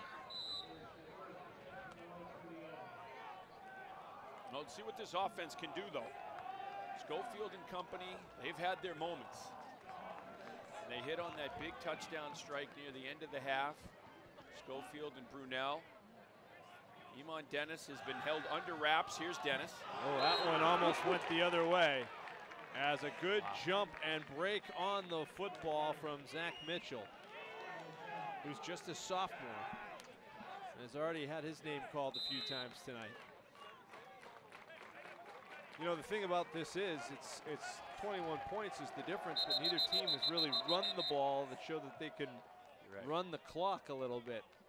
So there's a lot of football left, perhaps, and of course, there's a timeout on the field. 10:42 to play, 3rd quarter. St. John's trailing Catholic Memorial. Local news from Central Massachusetts for Central Massachusetts. Water main break is flooding streets and causing major traffic problems. Worcester's looking to prevent the use of tobacco in the city. New video shows the moment when an EF1 tornado touched down in Webster. Reporters in the field. And an in-depth local forecast. Worcester News tonight on Charter TV3. All right, welcome back out of the break. 2nd down for St. John's. Schofield in the shotgun. Diso with him back there. Heat's coming, throwing over the middle, looking for Brunel, and good coverage all the way. Now there's a flag, as it was the linebacker guarding Brunel at that point. Devin Williams checked the flag. Looks like holding against Catholic Memorial. Unineligible receiver, defense. 10-yard penalty from the previous spot. It's an automatic 1st down. I know that they get the penalty right there, but I'm giving a lot of credit so far to this defensive secondary for Catholic Memorial. They're out in man coverage most of the time. Look at this. There's no safety. There's no one beyond 6 yards off the line of scrimmage. It's athlete on athlete right now. Schofield's going to tuck it and run on the draw, and he gets crushed there. Hunter Tully stepped up and delivered a blow after maybe a yard from the quarterback. St. John's going with some tempo, right back on the line of scrimmage, 2nd down.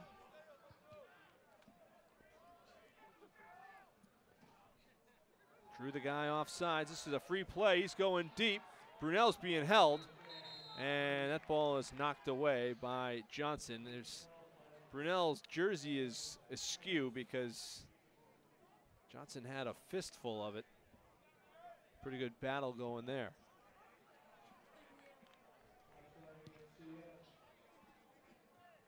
Five-yard penalty against CM. Will shorten the distance a little bit for the second down play again now for St. John's. Be 2nd and 4 coming up. Dennis near side. See if they try to send him deep. They're playing off him a little bit on this one. He's got a sophomore guarding him in the slot. That one, penalty markers fly. This one's going to be a false start against St. John's.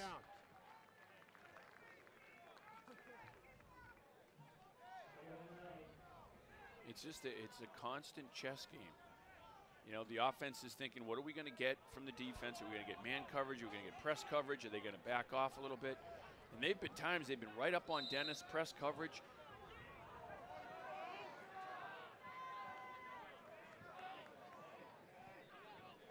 Shotgun for Schofield. Design roll to the right.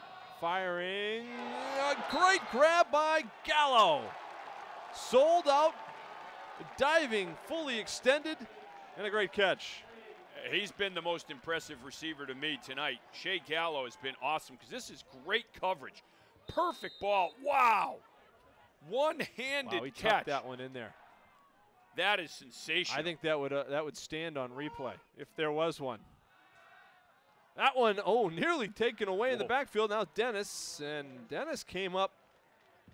I don't know if he pulled up there a little lame. He is down. He tried to after cut, a and yard. his legs came right out from under him. And he got hit at the same time. And that's not a Dennis good, is down. It's not a good sign for St. John's. Now, again, he was getting worked on before. Maybe it's a cramp. That's what you're hoping if you're St. John's. He was getting worked on by Chad right before the half. That's what it looks like, I would think, because he's trying to walk this thing off. Yeah. Yep. I think so, too. High school football on Charter TV3 is presented by the law offices of Joseph J. Cariglia and by Bay State Savings Bank.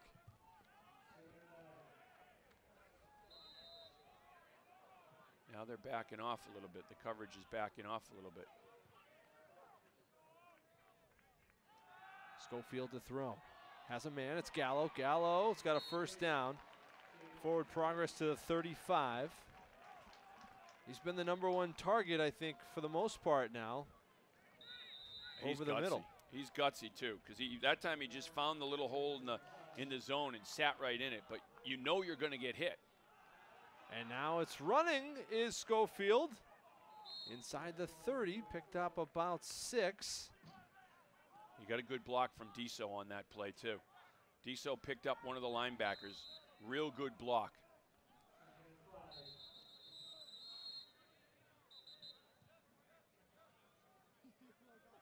And an official timeout as a player down. It's McGowan on the CM side, might be cramping up.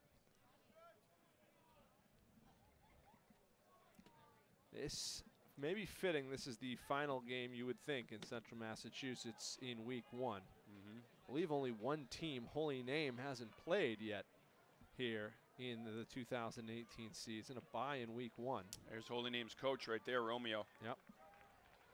They're looking at it. I think Joe Pitterino. Yeah, it's Pitt. Joe Pitterino over there as well. So former with the tan hat, former Acton Boxborough and Northeastern standout. They get the week off. They're scouting St. John's. They don't play St. John's any longer. It's true. They're just here as football fans. Used to be a heck of a game. Oh, back in the days of Potvin and Hague and Iguana. Oh, Iguanac we never played against. No, that one to Gallo, incomplete. Potvin got a chance. Yeah, Hague didn't, did he? Hague with Iguanac did not get a chance. The great Holy Name teams, the St. John's wasn't on the schedule. Right. And then Potvin's team was really good, and the year after was really good, but St. John's, there's that one game, Richard Rogers. Potvin still talks about it. This one tries to connect with Brunel, and it's incomplete. Bring up 4th down. Brunel and Johnson, a lot of mutual respect there. Yeah, these guys, like I said, they played together on a 7-on-7 team that played nationally. When it traveled around, it was an all-Massachusetts team. So these kids know each other. They played together and were on the road together playing this summer. There is a lot of respect. All right, they're set. 4 receivers for the Pioneers. Schofield looking. Trying to find Brunel on the outside. There is a flag coming from the other side of the field. Yeah, it's going to be a hold, I think, a defensive holding. And that'll keep this drive alive for St. John's.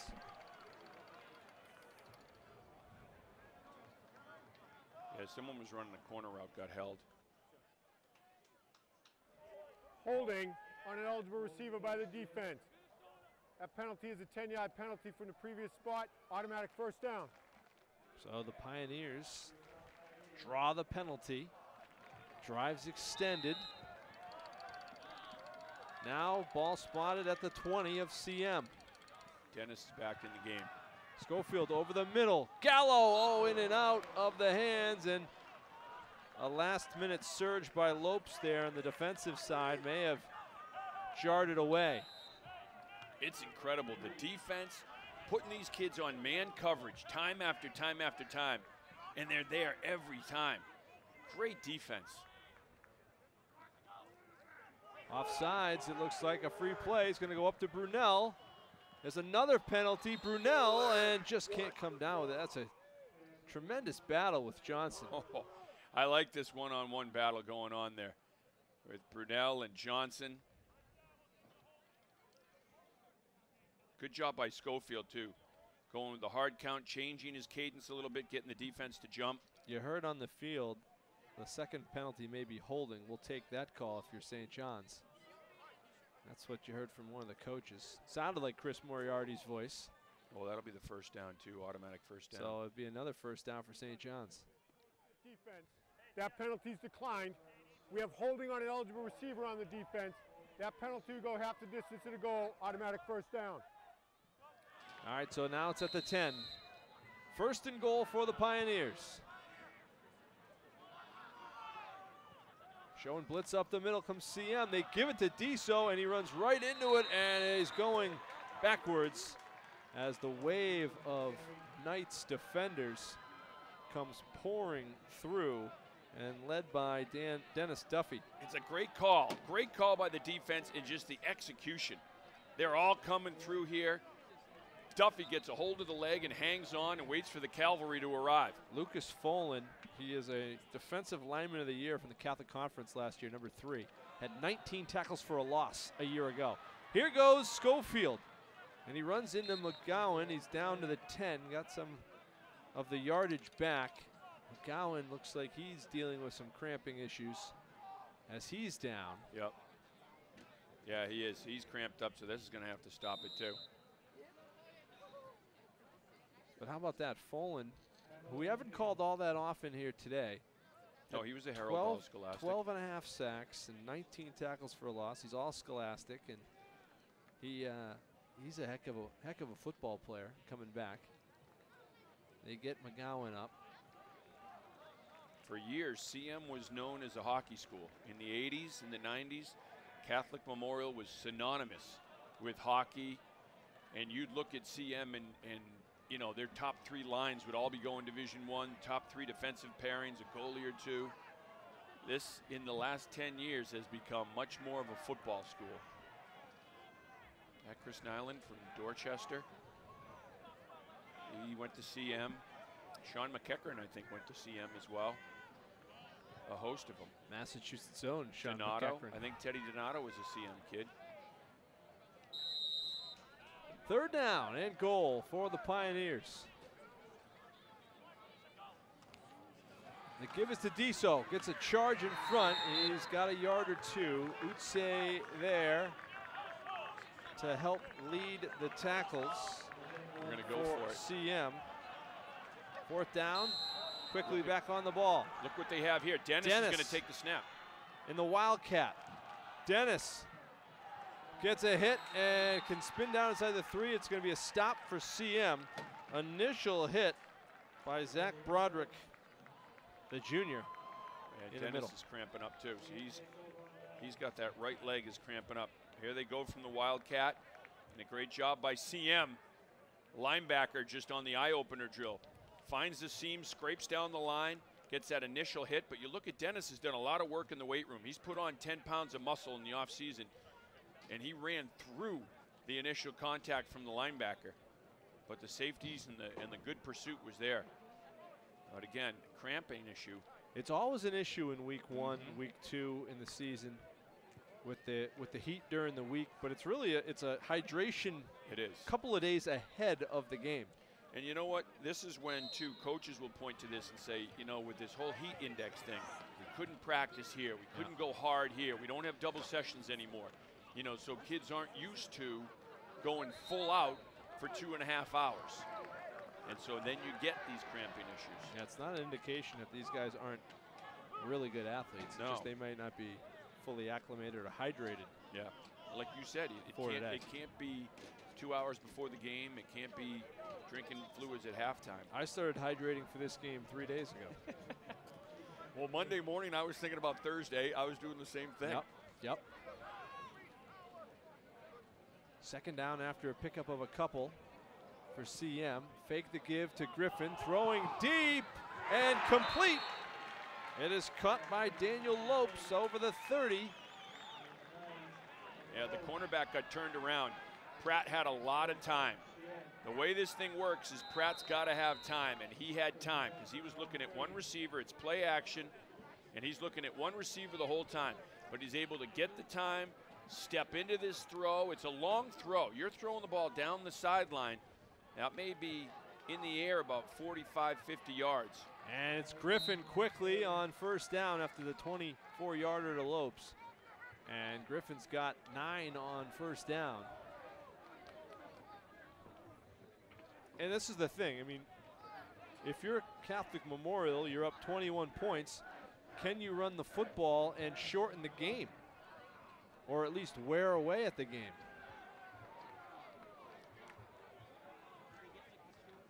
There's the give. It's to Griffin. Griffin up the middle. Big hole.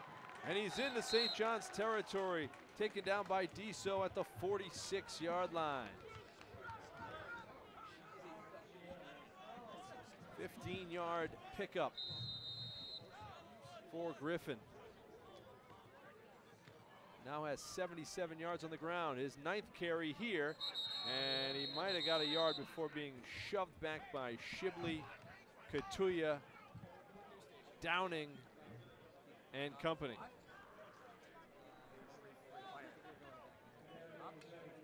Zach Hastings also in on the mix there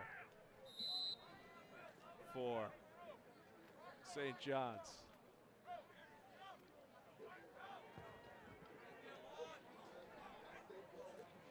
Here is Pratt to throw. He is rolling right, throwing, complete. Down to the 35 and still on his feet down inside the 30. Check the number, it looks like it was Tully? He's just rolling Tully. the pocket. Rolls it out to the right. Extend Hathaway's the in play. pursuit. Pratt plays like he's been a starter for 5 years. He's just calm. And you can't teach that. That poise, that calmness, staying with the play the whole time. Went to Tully for 17. Now quick one out to Johnson. Johnson with blocks in front, cuts it back across, and is wrestled down inside the 20, and now flag flies.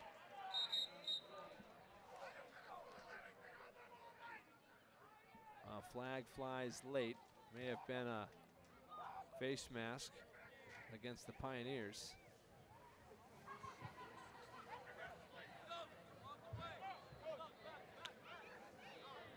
Dead ball. Unsportsmanlike on the offense. Oh, it comes 15 against yards from the Catholic end of the run. Memorial.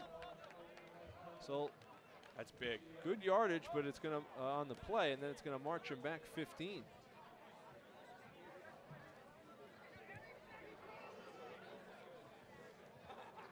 An unsportsmanlike call on the field. Offsetting penalties here in the booth. No, it's unsportsmanlike. No offsetting whatsoever. One person being unsportsmanlike. It's the 9th penalty against CM, 70 yards in penalty yardage against the Knights. Clock running, closing in on 4 minutes here in the third quarter. Here's Pratt looking downfield. Got him, man, complete. Ball is loose. Let's see who's got it. St. John's has recovered. They hit Zach Mitchell, and then the ball came free, and the Pioneers have it. Katoya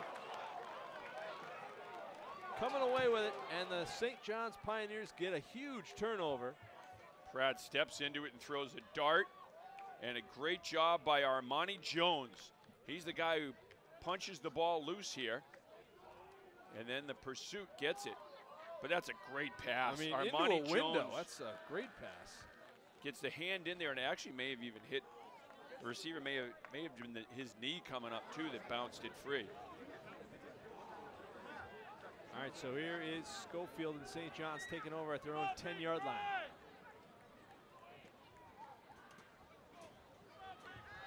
Throwing on first down. Looking for Nick Corelli, and just behind him, and incomplete. You know, one of the things you just can't replicate in practice is the intensity of a game. You can run routes and you can do inter-squad scrimmages and run skeleton drills, but you can't replicate the intensity and the pressure of the bright lights and everything and how fast it moves.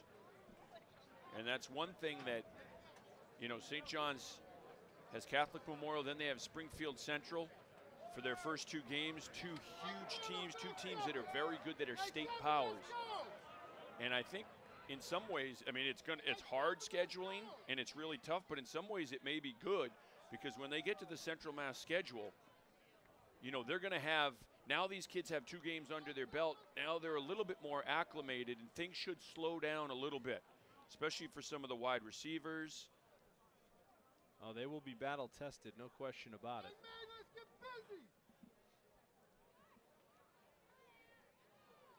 Johnson is down on the. Yeah. All right, that's Devin. Devin Williams was the player who was down, and he's coming off.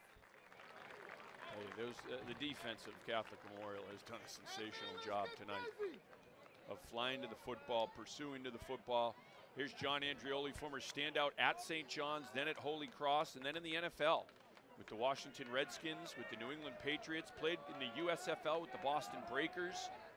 He's a phenomenal coach, has so much passion for the sport and for his school, and just absolutely loves football season. His son, young John Andreoli, just picked up by the Baltimore Orioles a little while ago, playing Major League Baseball. What a thrill for him. We saw him at the beginning of camp. John had been down that weekend to see young John's debut with the Orioles. A little easier on the East Coast than when he was playing out in Seattle with the Mariners. He was out there for that debut as well. There goes Schofield, breaking free, and he's out over the 35, wrestled down there after a pickup of about 25 on the play. He may be cramping up too. He may be cramping up. It was the left calf that he was grabbing. But Central Mass coaches everywhere are looking at that play, and they're jotting that down. Yeah. Schofield running. 25 yards indeed on the play from Schofield. 3:30 left. You're watching this game on Charter TV3 on tape delay, and at some point it might be edited for time, but we're about 2 hours into this one already, and it's not the fourth quarter yet. There goes Shea Gallo over the 35 to the 37. This is a long game. This is like the old WAC conference. They'd play those games at like 11 at night Eastern time. Things would go on forever. This is incredible that it's still under 3 minutes in the third quarter. This has a feel of a college game for time right now. Maybe even an NFL game. This may be longer than a college game.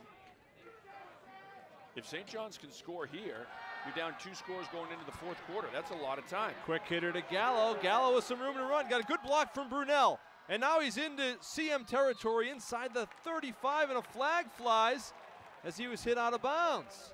You're going to get an extra 15 here, and you're down at the 15-yard line. with 2.5 minutes to play in the third quarter. 32 yards on the throw and catch. Probably tack 15 on after that. And a nice job by Schofield to find Gallo. He had Folan, a big, big dude, 6'2", 235, bearing in on him. I'm really impressed with Shea Gallo. And again, one of these seniors, one of these leaders on this team that said, this is our team this year. We're going to put our stamp on it, but I am impressed with Gallo. He is a fearless receiver going over the middle. He's come up with some big, big catches for this team. 7 catches, 124 yards for Gallo to this point. 1st and 10, the ball spotted at the 15-yard line. Schofield, heat coming, firing. Gallo. Gallo was held, I think. He was going for Gallo. He couldn't jump because the jersey was being tugged. Yeah, he was being held. And it was a great call because the middle was open. It was a great read by Schofield. With no safety in the middle, there's your throw right there. Man coverage, all you need is your receiver to get in between the defender and you as a quarterback. Here's Schofield looking to throw again. Now he's going to tuck it, comes right back up the middle. Schofield inside the 10. Angles back out of bounds at about the 8. Pick up a 3rd and short coming. Scanned the field and said he had to tuck it that time. Yeah, he's a heck of an athlete, heck of a decision maker. I'm impressed. I'm very impressed with him. Now a flag was on the play, came in there. Was obscured by the scrum in the middle. It's a hold against St. John's, and it'll march the Pioneers back.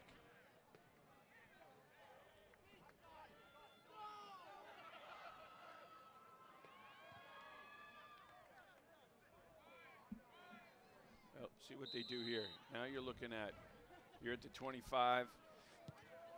I would think we'd see something short here. That we may see a screen. It is 2nd down, or just so a quick throw. Couple of plays left. It's 4 down territory, I think, here. Schofield firing on the edge. Corelli intercepted. Oh, wow. And just a matter of fact, standing up, but well done the catch from Zach Mitchell. Talented sophomore. Defense. That's great defense. John Andreoli talked about this secondary and how good they are. That is fantastic defense because he's running with the receiver the whole time, but his head's turned around. He's looking at the quarterback. This is great defense. Look, it turns and runs, finds the ball. Phenomenal catch. He almost became the receiver and just gets up. Matter of fact, yep, got the ball. There you go. Good stuff. He's a sophomore. This is a talented CM team, really talented CM team.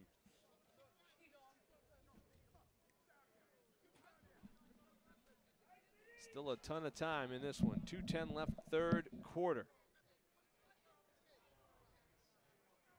And CM with the ball right at the 6-yard line. Pratt checks. And he's going to throw. Has a man. That's Folan, the big tight end. Lost the ball at the last minute. They're going to say he was down. Diso thought he poked it free. Lucas Folan's first catch of the game. He's a big kid, Folan. Yeah, 6'2", 235. I think he's bigger than that. And a good athlete. I'd make a living out of throwing to Folan on those dump passes. Yeah, the first look to the big fella. Again, the all-scholastic for his defense. Highly touted by the Boston Scribes. This one comes back the other way to Griffin. Griffin with a lot of room. And he is bounced down over the 35 to the 36-yard line. I'm looking at Hathaway on that play as a freshman, watching him going up against a real big offensive line. Hathaway's going to be good. He's fighting off, he's getting through, getting penetration, and then he just pursues to the football. Quick hitter to the outside, incomplete. It was intended for Stubbs, who was one of the weapons in the first half. And that was the first look at Brian Stubbs Jr. in the second half. But you have just so many guys that you can get the ball to for CM. And they do a great job, too, of spreading the ball around. Really good job of spreading the ball around. Pratt, 12 of 23, 177 yards through the air. Yeah, Pratt doesn't lock in on one receiver. He doesn't really have a favorite target. Makes it hard on the defense. Handoff is to Stubbs now.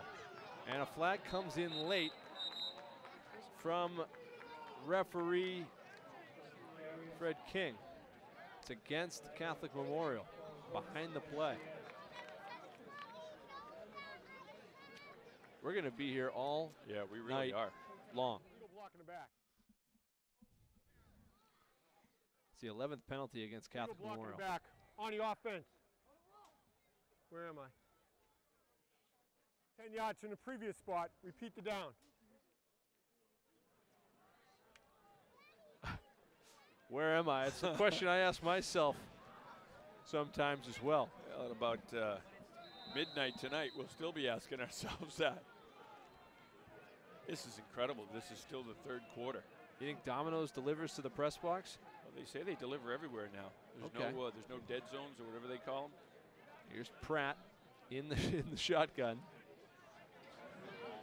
Hands off, right back up the middle. That's Leclerc. Leclerc's got a lot of room up the middle, like a shot out of a cannon. And it's a foot race to the end zone. And he is in for a touchdown. Darius Leclerc. Wow. A sophomore. 74 yards to the house. And he's cramping up, too. You know, CM has been backed up in the shadow of their own end zone or deep in their own end. It seems like the whole second half, and they keep coming up with big, big plays. Here's another one. Darius Leclerc. That may have been the backbreaker. Yeah, some folks are heading for the exits with now. Still a quarter of football to play. This game's on tape delay on Charter TV3. Around now, it would probably be about 12:30 Eastern time. We want to welcome those on the West Coast where it is 9:30 and it's still light out. And they don't need coffee to stay awake for the fourth quarter. This has been a long high school game, and there's still a lot left.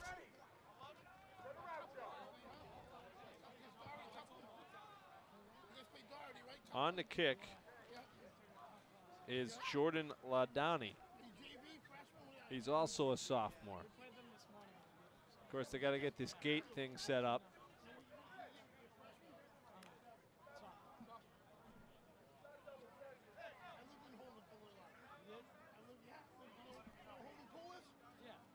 Four plays, 94 yards, a minute 26 on that scoring drive. Sure, getting a lot of time in between plays. Yeah, you're right. And in between conversions. There's the swinging gate. It's to McGowan, and he's in for a two-point conversion. So they actually ran the gate that time, and it's 42-13. Owen McGowan powering in.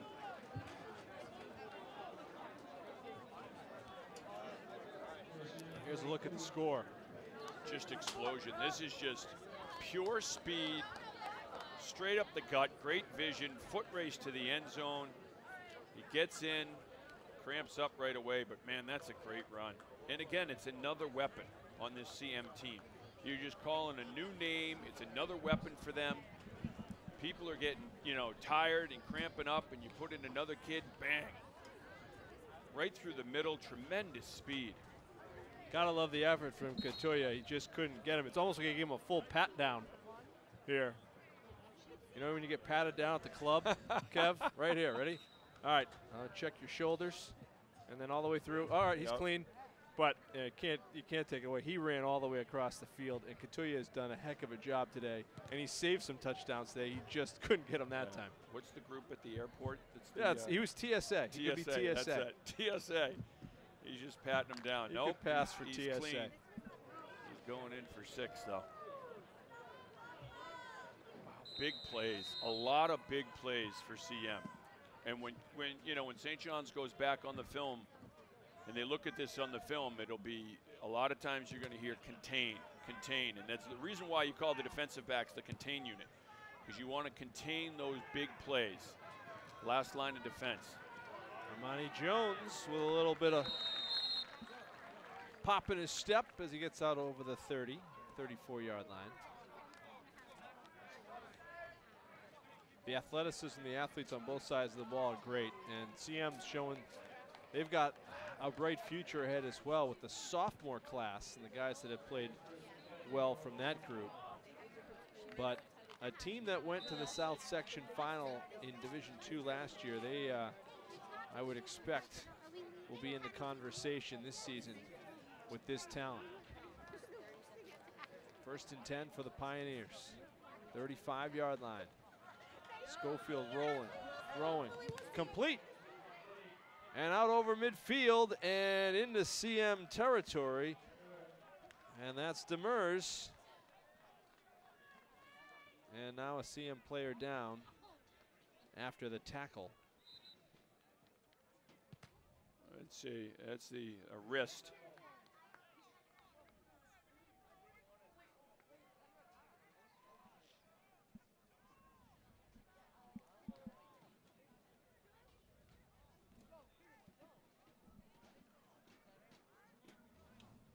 Yep, nice. It appears to be cramping again for CM. Cam Jandro has not cramped up yet. It has been brought to my attention from the truck. I'm not sure. I was telling him to hydrate during the game today. I was trying to show him where the workroom was, but I left before I saw him go there, so I don't know if he ever made it.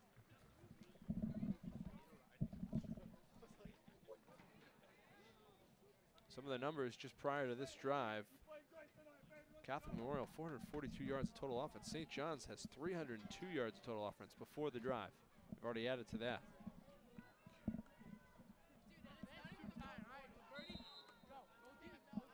.29 seconds left, third quarter.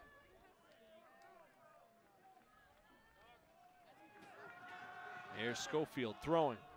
And caught far side by Brunel. Just shy of the first down. The arm strength on Schofield going to his left. Squares his shoulders, great fundamentals. Gets the elbow up and throws, puts a lot behind it. Throws a frozen rope. Schofield, shotgun, 2nd and 1. Gives it to Diso. Lowers his shoulder, picks up first down yards inside the 30 to the 28. Colin Diso, hard charger. That'll be the last play, we believe.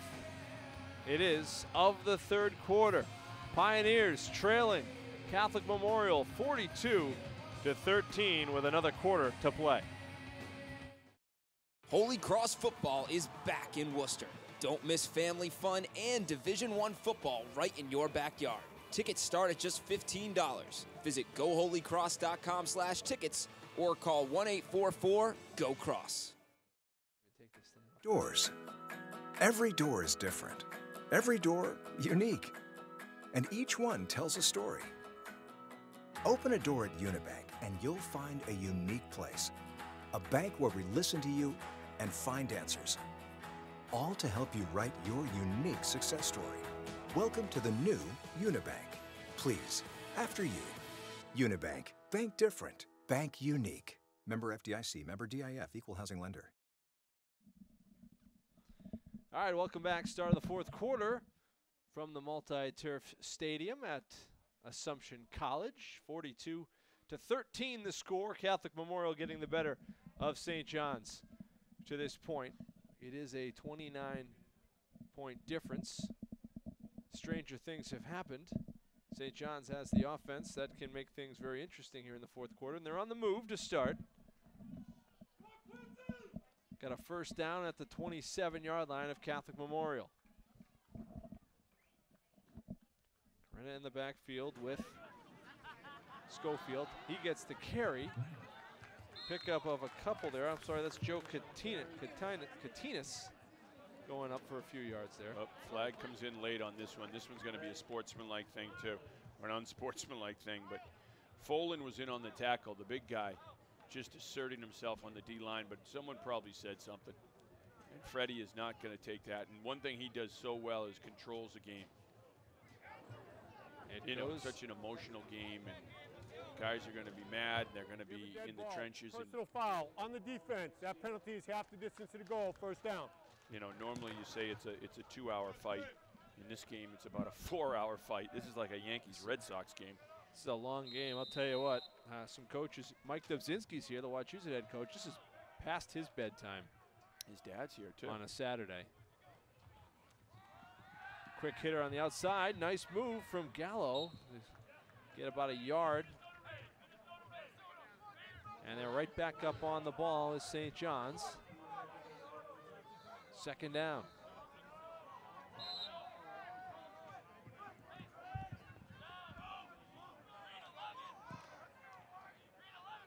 They're coming. Schofield firing. Dennis, touchdown. Nice little post over the middle. Iman Dennis is in. St. John's cuts the lead down to 42-19. Great recognition by Schofield. He saw pre-snap, he saw what was happening. They were coming with the two inside linebackers. The outside linebacker was coming again. He knew there was going to be no one there in the middle. Just first things first, get the snap, poise, set yourself, deliver a strike to Dennis. Dennis is so quick. You're not going to be able to, especially with the entire middle of the field open, you're not going to be able to cover him. Kick is no good. So 42-19 is the score. 10-13 to play here from Assumption. We are in the president's booth. As you see another look at Dennis grabbing the touchdown, a good strike from Schofield. And we are spread out here in the president's booth. Phil Robles like 3 seats away from me now. Oh, he is. 5 plays, 65 yards, 1 minute and 31 seconds. That's what it took for St. John's to score. They were helped by the penalties on that drive as well. Dennis is a good receiver. He's electric. I showered and everything, and Phil's like 3 seats away. Here it is. There's the president's box. They're just going to try to find, and one of the things they're going to try to do every week, if you're St. John's, is get the ball in Dennis's hands as much as possible with space. And then, you know, defending St. John's, your first priority is stop Dennis.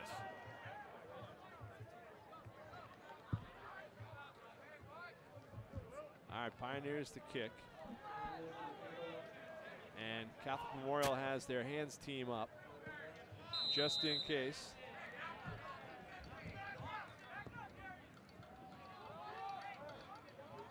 Nine guys right around between the 50 and the 45. They do kick through. And on the return, CM coming back the other way. That was Mitchell, 21 yards. It's a real good return. It's a fine line when you're on the kickoff team because you're sprinting, dead sprint down. You're going to try to run over whoever's trying to block you, but then you also have to break down because you got to make an open field tackle, and you got to secure your lane. And if you just run straight as fast as you can, one little hip shake, and you're going to fly right by.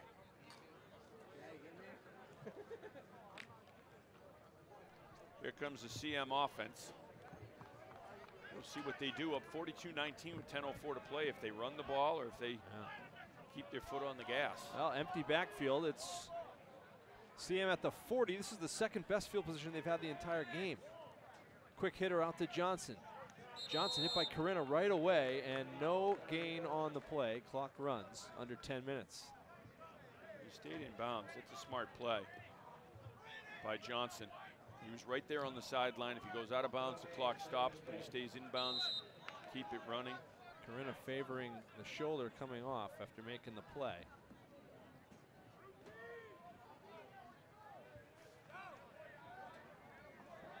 Pratt in the shotgun.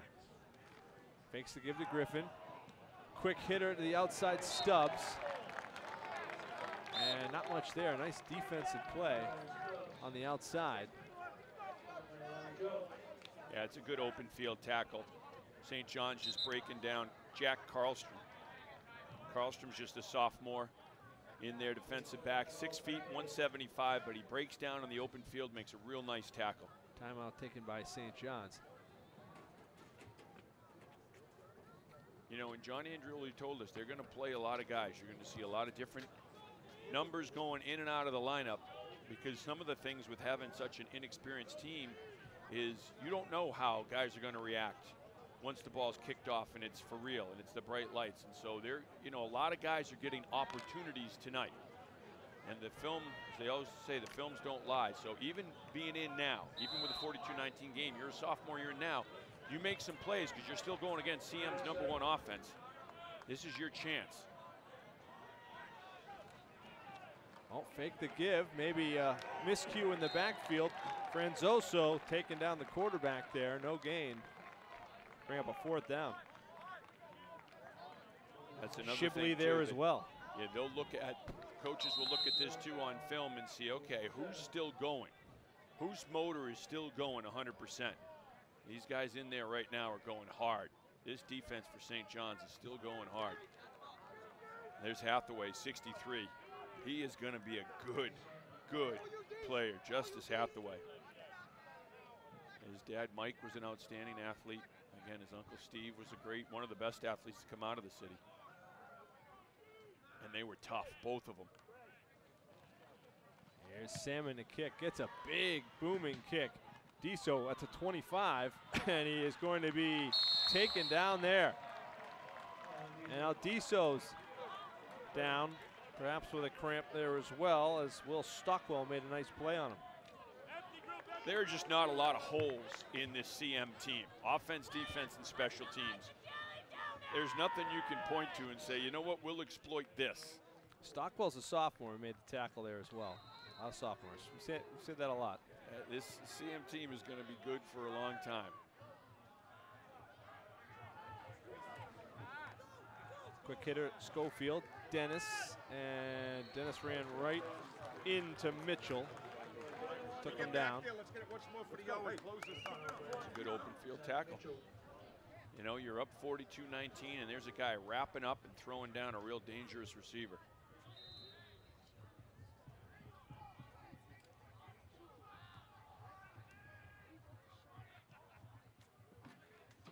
Second down. Heat's coming, and they're going to get to him.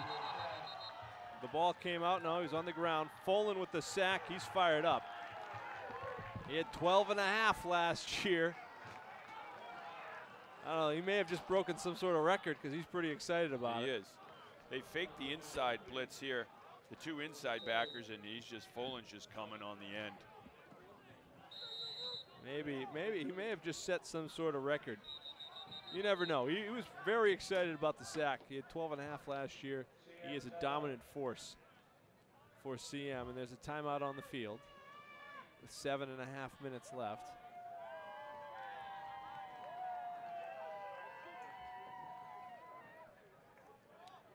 It'll be 3rd down and a lot. 22 coming up for St. John's. Springfield Central next week for St. John's. I know one thing they'll be talking about this week will be hydration and not waiting to the last minute. And everyone, I wouldn't be surprised you see everyone on the team walking around with a gallon jug of water starting on Tuesday. Springfield Central last year was a hard-hitting affair in the state semifinals where St. John's won handily. There were some shots at the end of the game that were questionable from the Springfield side. They have some great athletes.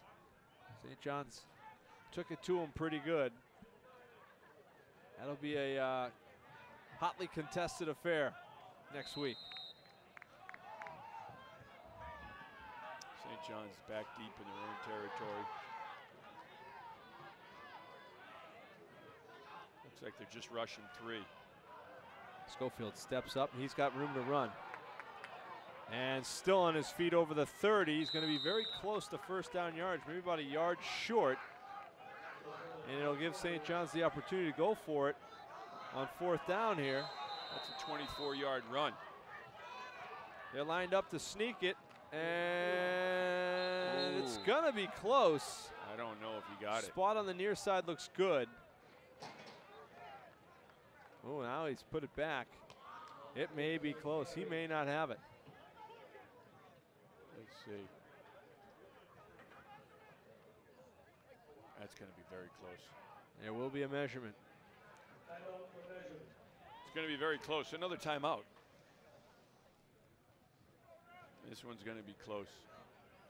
It was a great run by Schofield on the previous play. You got 8 guys going back deep into coverage. You got it. Wow. Half of the football. That's a good push. Good push by the left side of the line on St. John's. And Schofield, too. Just 2 starters returned on the St. John's offensive line. The center, Liam Daly, and the right tackle, Andrew Stolberg. On the left side, it was Mark Fields and Mitchell Gorgas, among others that have seen action here tonight. I would assume Mitchell, a relative of Hunter Gorgas. Completes nice it catch to Brunel, and he got the catch despite being interfered with. Flag flies. It'll be against CM. Great ball, great catch.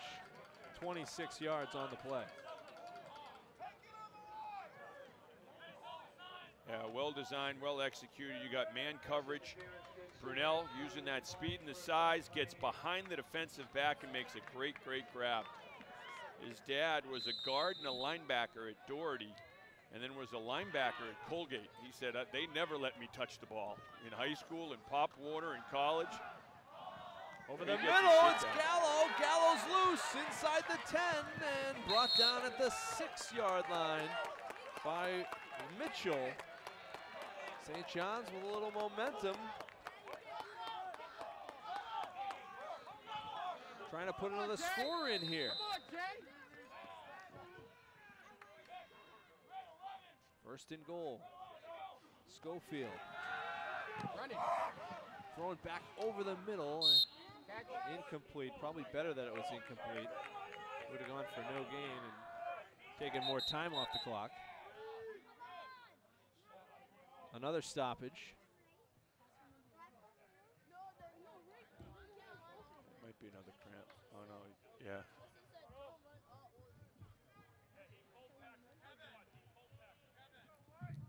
So right Gallo there, I comes think, is off. Gallo got the cramp. That's the old school cramp. Yeah. To get the cramp right there in your side. That's a 1980s cramp you get. That's more the cramp I'm used to. Walking up from Nichols Vendetti Field to the car. All right, too much water. That is caught for a touchdown. Brunel, and he was interfered with again. It's been a great battle all the way through. You know, maybe 50-50 with Johnson, and Brunel gets another couple back on this drive.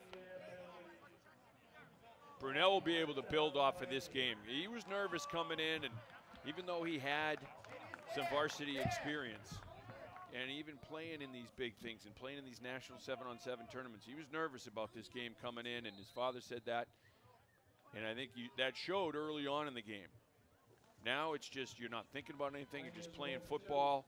Now you see the competitor in him. St. John's He's going to be able to build off of this. They'll go for 2 to try to cut this to a 15-point game. Schofield, and it fires high and incomplete. It'll be a 17-point game. That's a key miss after an 8-play, 76-yard scoring drive that took 1 minute and 57 seconds, because now it's a 17-point game instead of a 2-score game. It's a 3-score game. Here's Brunel on the inside slant, just using that size and strength. Worked very hard in the weight room this year. He's right at 200 pounds, 6'2", 200 pounds. And that's a tough guy to contend with. In man coverage, when all he needs is a little step to the inside like that, because it's almost a tight end's body, but wide receiver speed. Oh, to be 6'2", 200 pounds. With 4.5 speed. I tell you, that's great.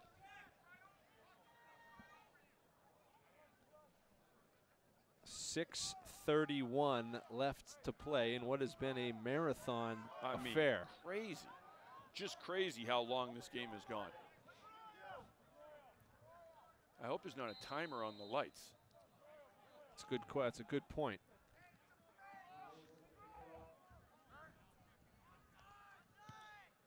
Here's a little quick kick, and Griffin falls on it just inside his own 35. Now, while we're here at this very moment, you know, you might be watching this on delay. You might be watching this on our replay on Tuesday. You might be watching it on YouTube. It's 9:30 roughly. It's a very quiet campus. Everybody's very well behaved here at Assumption You're College. Right. You do have to say that. You're right about that. Okay. I don't just say that because at some times during my life I'm an adjunct professor here, trying to get some more work. Yep. You know.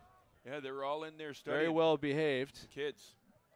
Assumption College. I was at an Assumption College wedding 2 weekends ago. My cousin, Mike Britt, whose dad played football for Paul Cantiani here at Assumption College. I did not get in the picture, though, as an adjunct professor. Apparently, you have to go to Assumption. Oh, to they get don't into let the technicality. I You guess. got shut out on a technicality. I got Phil shut Robo's up. son, Sean, went to here and played football here, too. Played for Bernie Gahan. You talk about some legendary coaches. Paul Cantiani was one of them. Bernie Gahan. He played for Sean Mahoney. So he's, I believe, he still has the record for the longest punt in Assumption College history. Yeah. Phil, one of my favorite memories was with Phil early on in my career. Sean going over the middle. Phil thought he was interfered with. It was the last game of the season, and Phil was letting the officials know about it. While he was working up in the booth? No. This game, they were supposed to play the final game of the year, and it snowed. Okay. So then Assumption said, well, that's it. It's over. The season's over. You're not playing. The kids said, no way. We're going out. We'll shovel the field ourselves. We are playing our final game. We've worked too hard. We're not quitting. And eventually the school acquiesced, and they came out, and this was when the field was dirt. It was just a dirt pile here.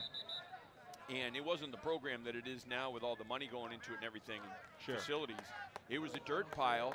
They came out and they played on an afternoon. It was like a Monday, Tuesday, Wednesday afternoon. The whole team shoveled the field to get it ready. And was it AIC came out? I think it was AIC that came out, and they played on an afternoon. And it was a really competitive game. It was a good game. But Phil was there as a fan. And he had some words, some choice words for the official. It was great. It was outstanding. I had never seen the fiery side of Phil because we had worked together at that point, I think 1 or 2 seasons. I had seen the calm, cool, collected Phil. Maybe only 1 season, Phil. That might have been just after might have been the first season that we were working together, or it might have been that next season. It was either 97 or 98. Timeout. It was great. By CM. 4:47 left. 98. Assumption football won today. They beat Merrimack, and Andy McKenzie's first win as a head coach. That's good. I was talking to Steve Bachalia before the game, and of course, Steve Bachalia was a coach here on the St. John's squad last year. His son, Steve, was the quarterback, and I asked him, I said, how does it feel coaching now without your son playing here? It must be, your stomach must be at ease. You must be so much more calm. He said, absolutely. He said, it is, you know, you don't have that stress and that worry, and he goes, you know, you're out here competing, you try to win, but it's not your son under center. It's a different feel. Joe Katinas just came up with a sack for St. John's and a quick stoppage of the clock. Is that Peter Oliver right there? Looks like right here, Peter Oliver? Yeah. That is, isn't it? That's Peter Oliver. Yeah, so he played today against Boston College, had a touchdown call back, playing against his dad's alma mater, BC. Peter had a great career here. He was injured, so didn't get maybe the numbers that he would have put up because he was an absolute beast. He was a Bo Jackson-like. But he played in the runner. state final and was critical in that game. And scored a touchdown in that game. Yeah. And he's such a I'll nice tell you what, kid. he looks good at Holy Cross as a true freshman. Getting snaps, and even at the end of the game after he had that touchdown called back, he had some pretty good runs against Boston College. He's a renaissance man, too. Such a great student. I believe a violinist. He really is. And his dad is phenomenal. The head strength and conditioning coach at Holy Cross, Jeff Oliver. Again, he played at Boston College and then played in the NFL with the Jets and 49ers. Pratt fighting for yards. Going to be taken down after a couple. Be a 3rd and long coming up. We saw Peter's sister, Corinne Oliver, score this week for Auburn in the girls' soccer game. That's an athletic family. Yeah, it is. It's an athletic bunch. Timeout on the field. We'll take one with them. St. John's trailing by 17. Holy Cross football is back in Worcester. Don't miss family fun and Division I football right in your backyard. Tickets start at just $15. Visit goholycross.com/tickets or call 1-844-GO-CROSS. Doors. Every door is different. Every door unique. And each one tells a story. Open a door at Unibank and you'll find a unique place. A bank where we listen to you and find answers. All to help you write your unique success story. Welcome to the new Unibank. Please, after you. Unibank. Bank different. Bank unique. Member FDIC. Member DIF. Equal housing lender. All right, welcome back. 42-25. Third down and long coming for Catholic Memorial. St. John's defense looking for a stop and a quick return to the football. Here's a little flea flicker going deep, wide open. Ball game. Johnson to the end zone, touchdown. Oh, wow. I'll tell you, this kid Pratt delivers a strike. That's a perfect throw. A flea flicker is a hard play to execute. First of all, it's a hard play to sell. For the running back to sell it, because you got to get real close to the line and then turn and get it back to the quarterback. And then a lot of times the quarterbacks hurry the throw or they don't step into it right. And the receiver can be so far down the field that you're like, oh boy, I got to really try to get it far, and you kind of grip the ball a little too tight. That is a perfect pass. Pratt has been outstanding. That's a great ball. CM is going to kick here. Try to get the traditional one. See if they can extend the lead to 24. The kick is up. The kick is good. That's another one. They're just not following through on the kick, but that's all right. Watch this. Running back sells it. Now here comes Hathaway throwing people out of the way. Pratt just steps into that. That's a perfect strike. You got a wide receiver who can fly, who's running down the field. And especially when they're well beyond the defense, a lot of times you think, oh boy, you either throw it too far or you hang it up too long. He just lays it right out there, knows his guys right there, 10, 15 yards behind the defense. Pratt steps into it, follows through, crack the whip. As Coach Ed Leary used to say, crack that whip. Break the wrist at the end and let that pointer finger be pointing the way where you want the football to go. 7 plays, 65 yards, 2 minutes, 18 seconds on the scoring drive, and likely that is the straw that breaks the camel's back. But, you know, there's no give up in St. John's. No. But it's a 24-point game with 4.5 minutes left. It's late. Everyone's going to the sugar now just to try to get a little hit. I will say this. It's a pretty strong throw because Hathaway and the Pioneers were coming. They were bearing in on the quarterback, Pratt. They were not far off from getting home there. You watch number 63 as this season progresses. Hathaway, Justice Hathaway. He is. Pop up, live ball. It's tough to let that go. Jones to the 32. But he is going to be a guy that we're going to be calling his name a lot, you know, in highlights. I mean, just watching him as such a disruptive force. There's a flag on the play. Looks like it's offsides against CM on the kick. 4:19 to play. We could still be here for some time, but, you know, St. John's likely going to lose this game. Right. But offsides on the kicking team. 5 yards added to the end of the run. First down. There's the call. There's a lot of things that if you're a coach in Central Mass that you have to be concerned about now, because Catholic Memorial might just be a little bit of a next level team right now. Yes. St. John's could be in that next level 1 or 2, 3 or 4 weeks down the road with the guys they have. When you look at the receiving corps and look at what Brunel and Gallo have done tonight and the potential of Iman Dennis, you know, I mean, Dennis has just faced, and all 3 of those receivers have faced a phenomenal secondary tonight. But when you look at what these three receivers bring, and everyone brings a little something different. Dennis, Gallo, and Brunel. They are going to be very, very tough to stop. Quick hitter, that's Nicholas Corelli. Corelli to the outside, got a nice block, and picking up some good yardage there. That was a JV guy, a sophomore guy, Jacob Newsham, 82 with a block outside. I like that. I like that. The wide receiver coming back, find someone and hit him. That's what he did. Richarno Hilton is in the backfield with the quarterback now. Schofield steps into one, and it's a fight for the football. Brunel and Johnson, a flag flew earlier. Brunel wins the battle with the ball. That's the 20th penalty, if accepted. Brunel looks exhausted. He has really worked hard. Pass interference on the defense. That penalty is declined. He is being interfered with. First down. His last three catches, including a touchdown, there's been a pass interference call against the guy guarding him, and he still caught the ball. He's been impressive. You know, and that's the strength. And that's all that work in the offseason.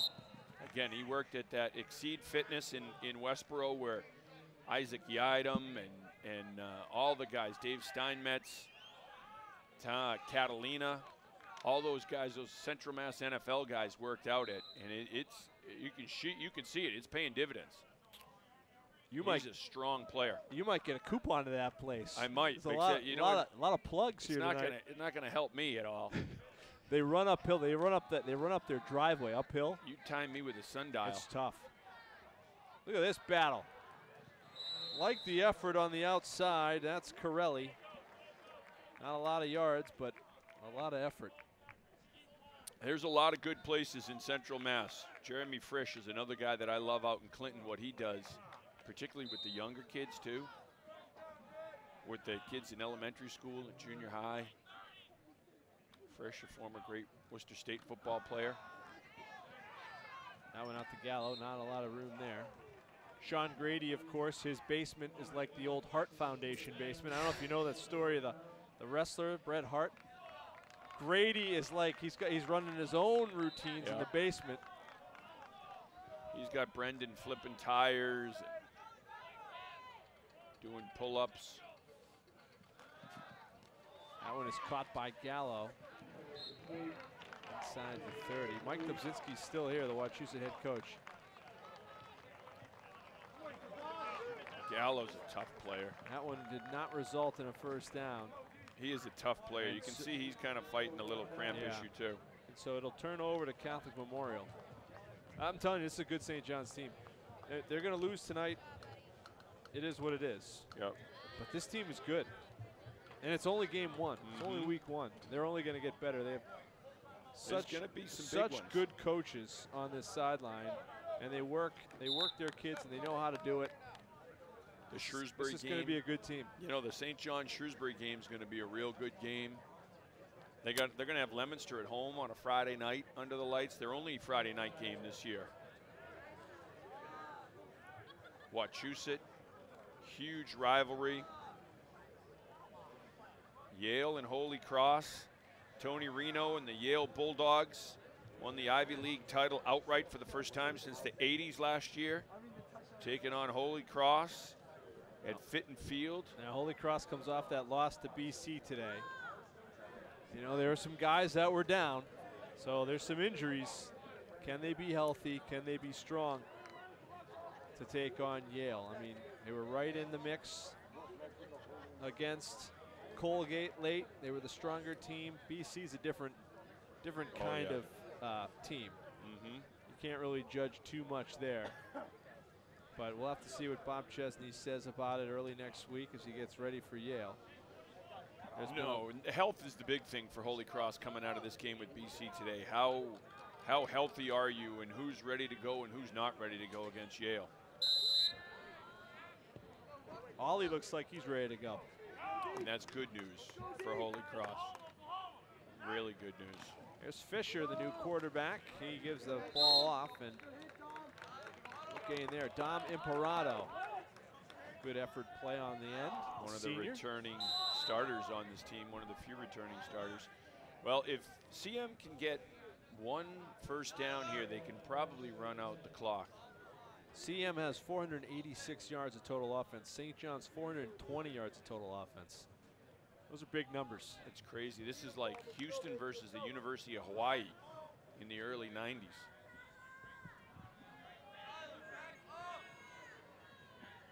.145 to play again. If they can get 1 first down, they can probably run the clock out. Right into Imperato, and Dom Imperato sends the ball carrier backwards. Senior still got a lot left in the tank here late in the game.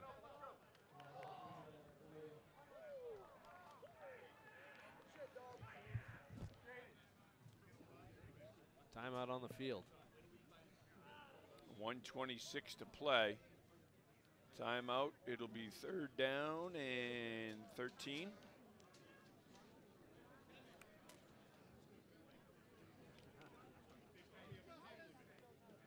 Well, there is Farraco, and again, a lot of young kids. Farraco is sophomore, Hathaway as freshman, and then you got a lot of seniors on this team and juniors that this was their first taste of varsity football, first start. They might have come in a little bit. Some of the seniors last year, they might have come in the second half of games, but it's different when you're up 35-0 coming in and all you're looking to do is just kind of run the clock out versus being relied on like, hey, this is your team, this is your game. Go out there and try and win it. It's a different pressure. Drilled in the backfield, that's Downing. Another loss on the play. So CM will send the punting unit on. It'll be under a minute when they have to kick this one away.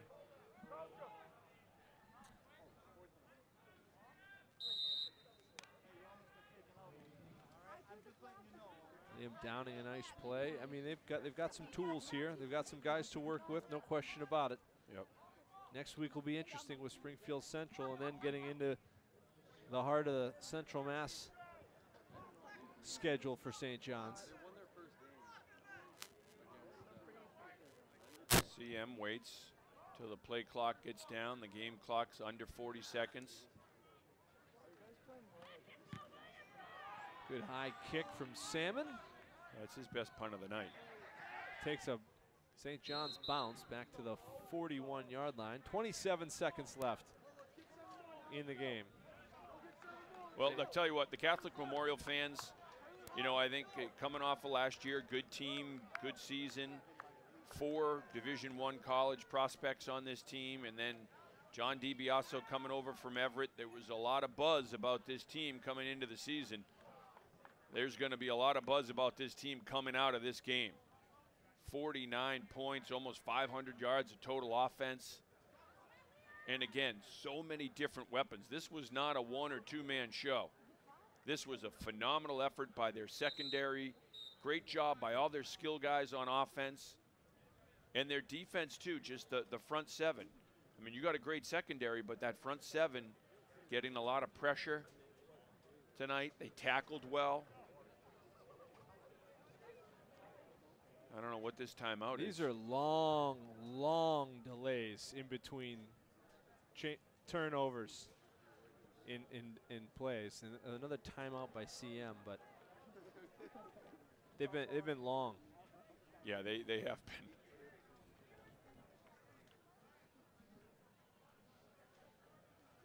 No one's getting cheated here.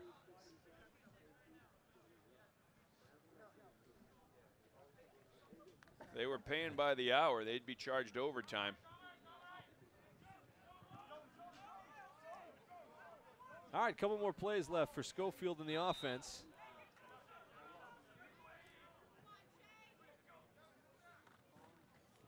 Quick hitter out to Gallo. Gallo cuts it inside. Taken down at the 39. Let's see, that could be the final play of the game. I think they may try to get one more off here. We'll see. They could look up and say this is it. Nope, they're going to try to get one more off.